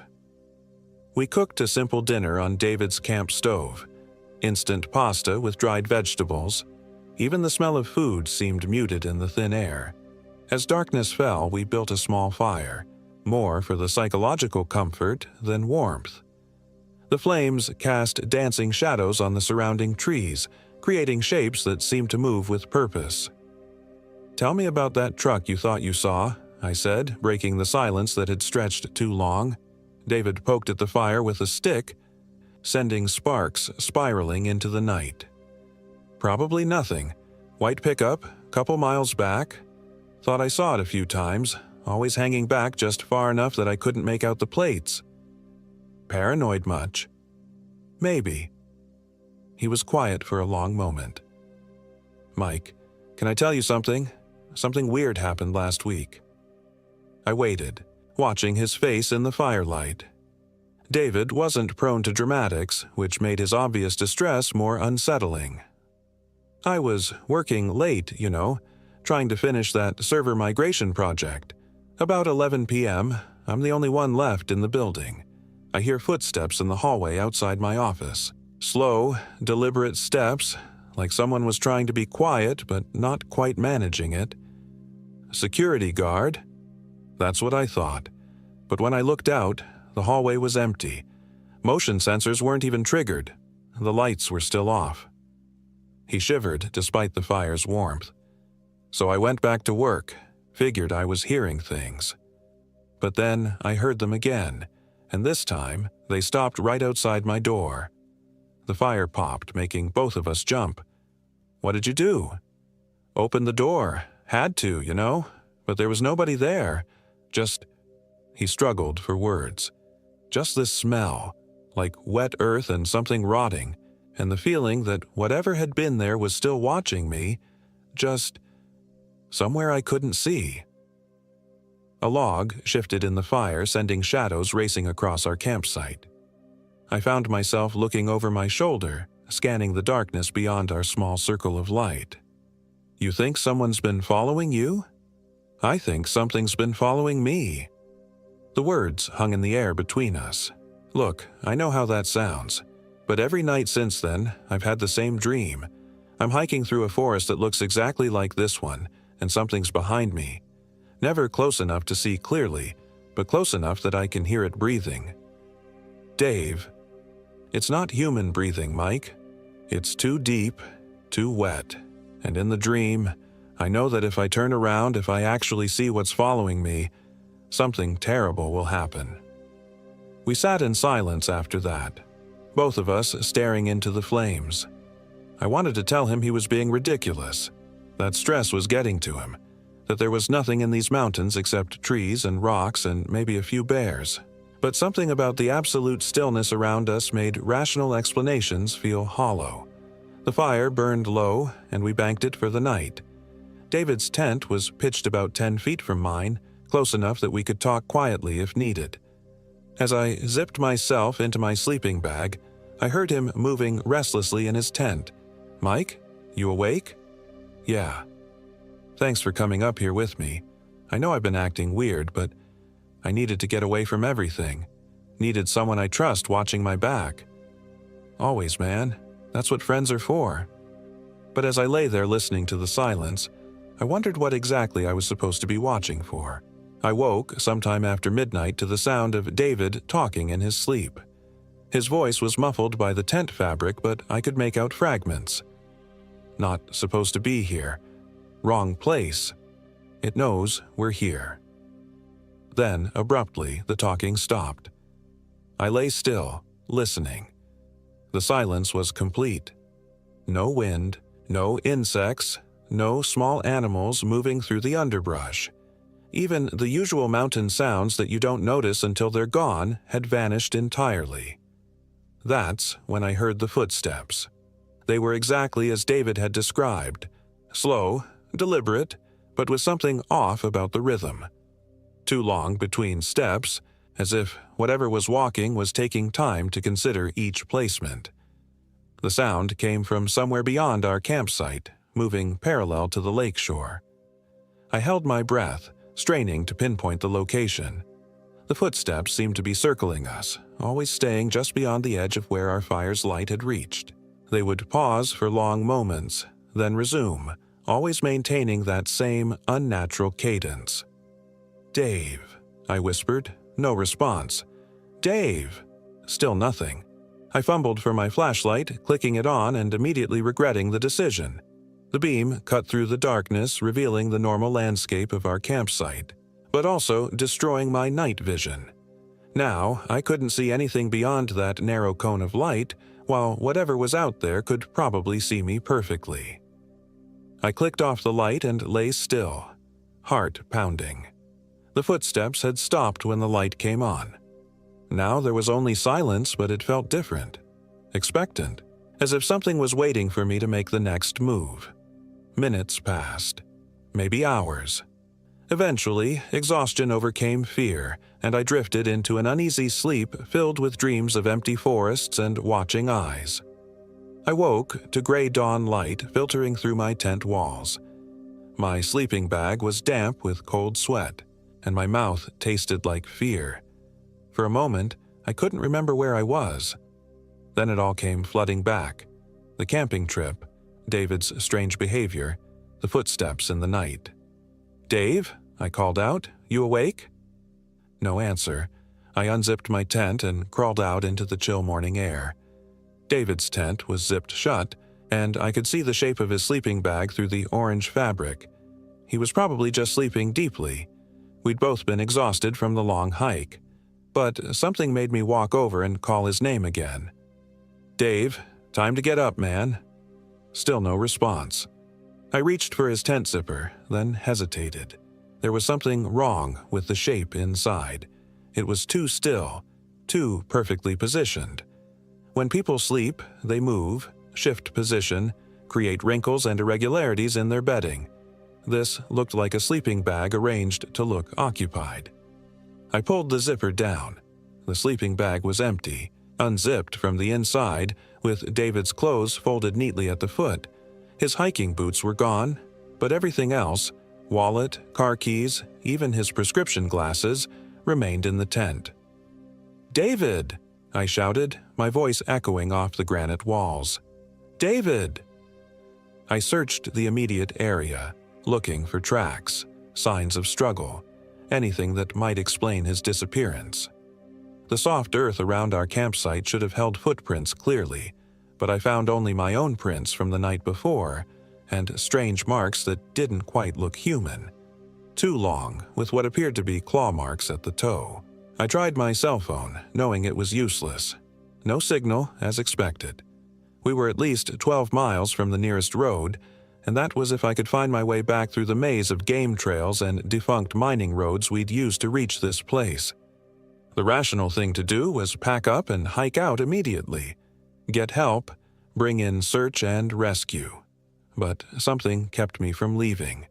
Maybe it was loyalty to David, or maybe it was the growing certainty that whatever had taken him was still nearby, watching. I spent the morning expanding my search, calling his name until my throat was raw. The forest remained stubbornly silent, giving back only the echo of my own voice. As the sun climbed higher, I began to notice other disturbing details. The trees around our campsite showed signs of damage, deep scratches in the bark, branches broken at head height, as if something large had passed through recently. And there was a smell, faint at first, but growing stronger as the day warmed. The scent of decay, of things long dead left to rot in dark places. By afternoon, I had to accept that I wasn't going to find David on my own. I began breaking camp, intending to hike out and get help, but as I rolled up my sleeping bag, I heard something that made my blood freeze. David's voice, calling my name from somewhere across the lake. "Mike! Mike! Help me!" I dropped my gear and ran toward the sound, stumbling over rocks and fallen logs. The voice seemed to come from the far shore, where the forest was thickest. As I rounded the lake's southern end, I saw him. David stood among the trees about 50 yards away, waving at me. Even at that distance, I could see he was smiling, a wide, unnatural smile that seemed too big for his face. "Dave, thank God I've been looking everywhere for you." I started toward him, relief flooding through me.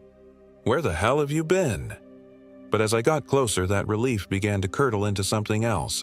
David was wearing the same clothes he'd had on the night before, but they looked wrong somehow. Too clean, too perfectly arranged.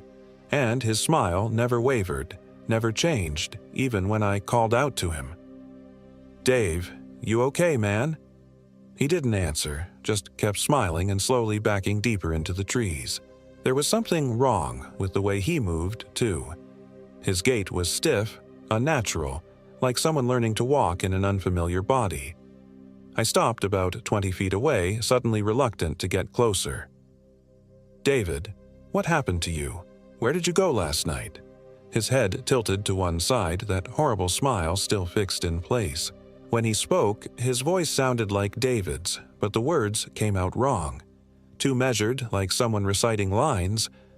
"I went for a walk, Mike. I wanted to see the sunrise from the ridge. You were sleeping so peacefully, I didn't want to wake you. You left all your gear, your glasses. You can barely see without them. I can see perfectly now." His eyes caught the afternoon light, and for just a moment, they seemed to shine with their own inner glow. "Everything is much clearer than before." Something was very wrong here. This looked like David, sounded like David, but everything about his behavior was off. The David I knew was spontaneous, animated, quick to laugh. This thing wearing his face was too controlled, too perfect.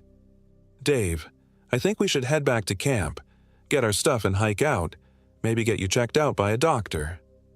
"Why would I need a doctor, Mike?" The smile widened even further, showing too many teeth. "I've never felt better in my life." That's when I noticed the smell again, that rotting, earthy odor I detected around our campsite. It was stronger here, emanating from the thing that looked like my friend. I took a step backward. "You're not David." The smile faltered for just a moment, and in that instant, I saw something else looking out through those familiar eyes, something ancient and hungry and utterly alien. "Of course I'm David," it said, but the voice was different now, deeper, with an odd resonance that seemed to come from somewhere other than its throat. "We've been friends since college. I work in IT. I drive a blue Honda Civic. I have a scar on my knee from falling off my bike when I was 8. All true facts about David, but delivered in that same flat, recited tone, like something that had studied him but didn't really understand how to be him. "Where is he?" I demanded. "What did you do with my friend?" The thing tilted its head the other way, studying me with predatory interest. "David is right here, Mike. Can't you see him? We're all here now." It took a step toward me, and I saw that its feet weren't quite touching the ground. It moved with a gliding motion that made my skin crawl. I turned and ran. Behind me, I heard it laugh, a sound like wind through a cemetery. But worse than the laugh was what came after. The sound of pursuit. Not footsteps, but something heavier, as if it had dropped all pretense of human movement and was now following on all fours. I crashed through the underbrush, branches tearing at my clothes and face. The forest seemed to shift around me, paths disappearing and reappearing, familiar landmarks changing position. My compass spun wildly, unable to find magnetic north. The sounds behind me grew closer. Whatever was chasing me was gaining ground, and I could hear it breathing, the deep, wet respirations that David had described from his dreams. I burst out of the tree line and found myself back at our campsite, though I could have sworn I'd been running in the opposite direction.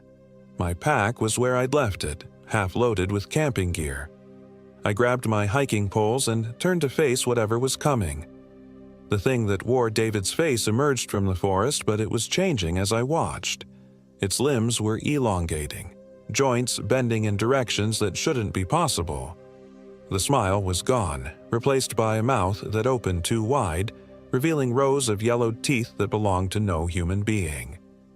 "You can't leave, Mike," it said in David's voice, though the words came from that horrible mouth. "You're part of the story now, just like David became part of me." I swung one of the hiking poles at its head, but it moved with impossible speed, catching the aluminum shaft in one twisted hand. The metal crumpled like paper. David fought too. At first, it continued conversationally. But in the end, he understood. He wanted to become something greater. Something that could walk between worlds, hunt in both shadow and flesh. "You're lying." "Am I?" It leaned closer and I could smell the decay on its breath. David called me Mike. His dreams, his fear, his desperate need to escape his small life. It all reached out across the veil. He wanted transformation, and I gave it to him. The thing that had been David reached for me with fingers that had grown too long, too thin. I stumbled backward, tripped over my own pack, and went down hard. It loomed over me, blocking out the sky. "Don't worry," it whispered. "You'll still be you in a way. Your memories, your knowledge, your skills. They'll all be part of me. And in return, you'll experience things that no purely human mind could comprehend." Its hand touched my forehead, and images flooded my mind. Visions of vast, empty spaces between the stars where things older than worlds drifted in eternal hunger. I saw David, or what remained of him, trapped somewhere in the depths of this creature's consciousness, screaming silently as his identity dissolved into something alien and terrible. But I also saw something else. A weakness. This thing, whatever it was, needed time to fully absorb its victims. David's transformation wasn't complete. There were still fragments of my friend trapped inside the monster. With my last coherent thought, I grabbed a burning stick from our campfire and thrust it into the creature's face. It shrieked and recoiled, the sound echoing off the granite walls like the cries of 1,000 dying animals. Where the flame touched its stolen flesh, the skin bubbled and peeled away, revealing something that looked like molten shadow underneath. I rolled away and grabbed my backpack, not bothering to organize anything. Stuffing whatever I could reach into the main compartment, I ran for the trail that would lead me out of this nightmare. The thing behind me was recovering, its cries turning to roars of rage. I could hear it giving chase again, but this time the sounds were different, less coordinated, more bestial. The trail down from Favre Lake was a blur of switchbacks and scree slopes. I fell repeatedly, tearing holes in my pants and scraping my hands raw on the rough granite. But each time I looked back, the creature was there, sometimes wearing David's face, sometimes showing its true form, a writhing mass of darkness that moved like liquid smoke through the trees. My lungs burned in the thin air, and my legs felt like rubber. I couldn't keep up this pace much longer. But as the trail descended into the main canyon, I began to hear something that filled me with desperate hope. The sound of running water. Lamoille Creek carved a path through the bottom of the canyon, fed by snowmelt from the high peaks. If the old stories were true, if creatures like the one pursuing me were bound by certain rules, running water might offer protection. I stumbled down the final slope and splashed into the creek. The water was shockingly cold, but I forced myself to wade upstream, hoping the current would mask my scent or confuse whatever senses the creature used to track me. Behind me, the forest erupted in fury. Trees crashed down, rocks split and tumbled, but the sounds grew more distant, and when I finally risked a look back, I saw it standing on the creek bank, pacing back and forth like a caged animal. It couldn't cross the water. I waded upstream for what felt like hours, following the creek as it wound through the canyon. My feet went numb with cold, and hypothermia began to set in, but I didn't dare leave the water. Only when I reached the paved road near the trailhead did I finally climb out and allow myself to collapse. The park ranger who found me huddled beside the road thought I was suffering from altitude sickness and exposure. I tried to tell him about David, about the thing in the forest, but the words came out as incoherent rambling. By the time I was coherent enough to give a proper statement, I'd had time to think about how the story would sound.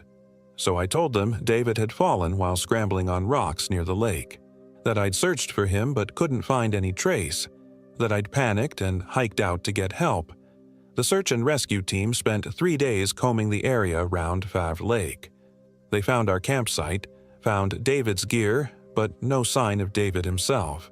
No blood, no torn clothing, no indication of what might have happened to him. The official report listed him as missing, presumed dead due to a climbing accident. His body was never recovered. I went to his funeral 2 weeks later. It was a closed casket service, which everyone understood given the circumstances. But I knew the truth. There was no body in that casket because David wasn't dead. He was something else now, something that wore his memories like a mask while hunting in the spaces between worlds. That was 3 months ago. I've tried to go back to my normal life, tried to pretend that what happened in the Ruby Mountains was just a stress-induced hallucination. But every night, I dream of that lake, that perfect black mirror surrounded by granite walls, and in those dreams, I can see David standing on the far shore, smiling that terrible smile, waiting for me to come back. Because I will go back, eventually. I can feel the pull of that place, the same call that David must have heard. It's in my blood now, in my bones, in the spaces between my thoughts. The creature didn't just take my friend, it left something behind, a seed of itself growing in the darkest corners of my mind. Sometimes, late at night, I catch myself researching the area, looking at topographic maps and weather reports, planning another trip. Telling myself I need to go back to find closure, to understand what really happened. But I know better. I know what's really drawing me back to those mountains, to that still black lake where things that shouldn't exist wait in patient hunger. The thing that took David is still up there, and it's not done with me yet. And the worst part? Sometimes, in my weakest moments, I find myself looking forward to seeing it again. Because David was right about one thing. His old life was small, limited, trapped in routines and expectations. What that creature offered, whatever terrible transformation it promised, was at least freedom from the endless gray monotony of human existence.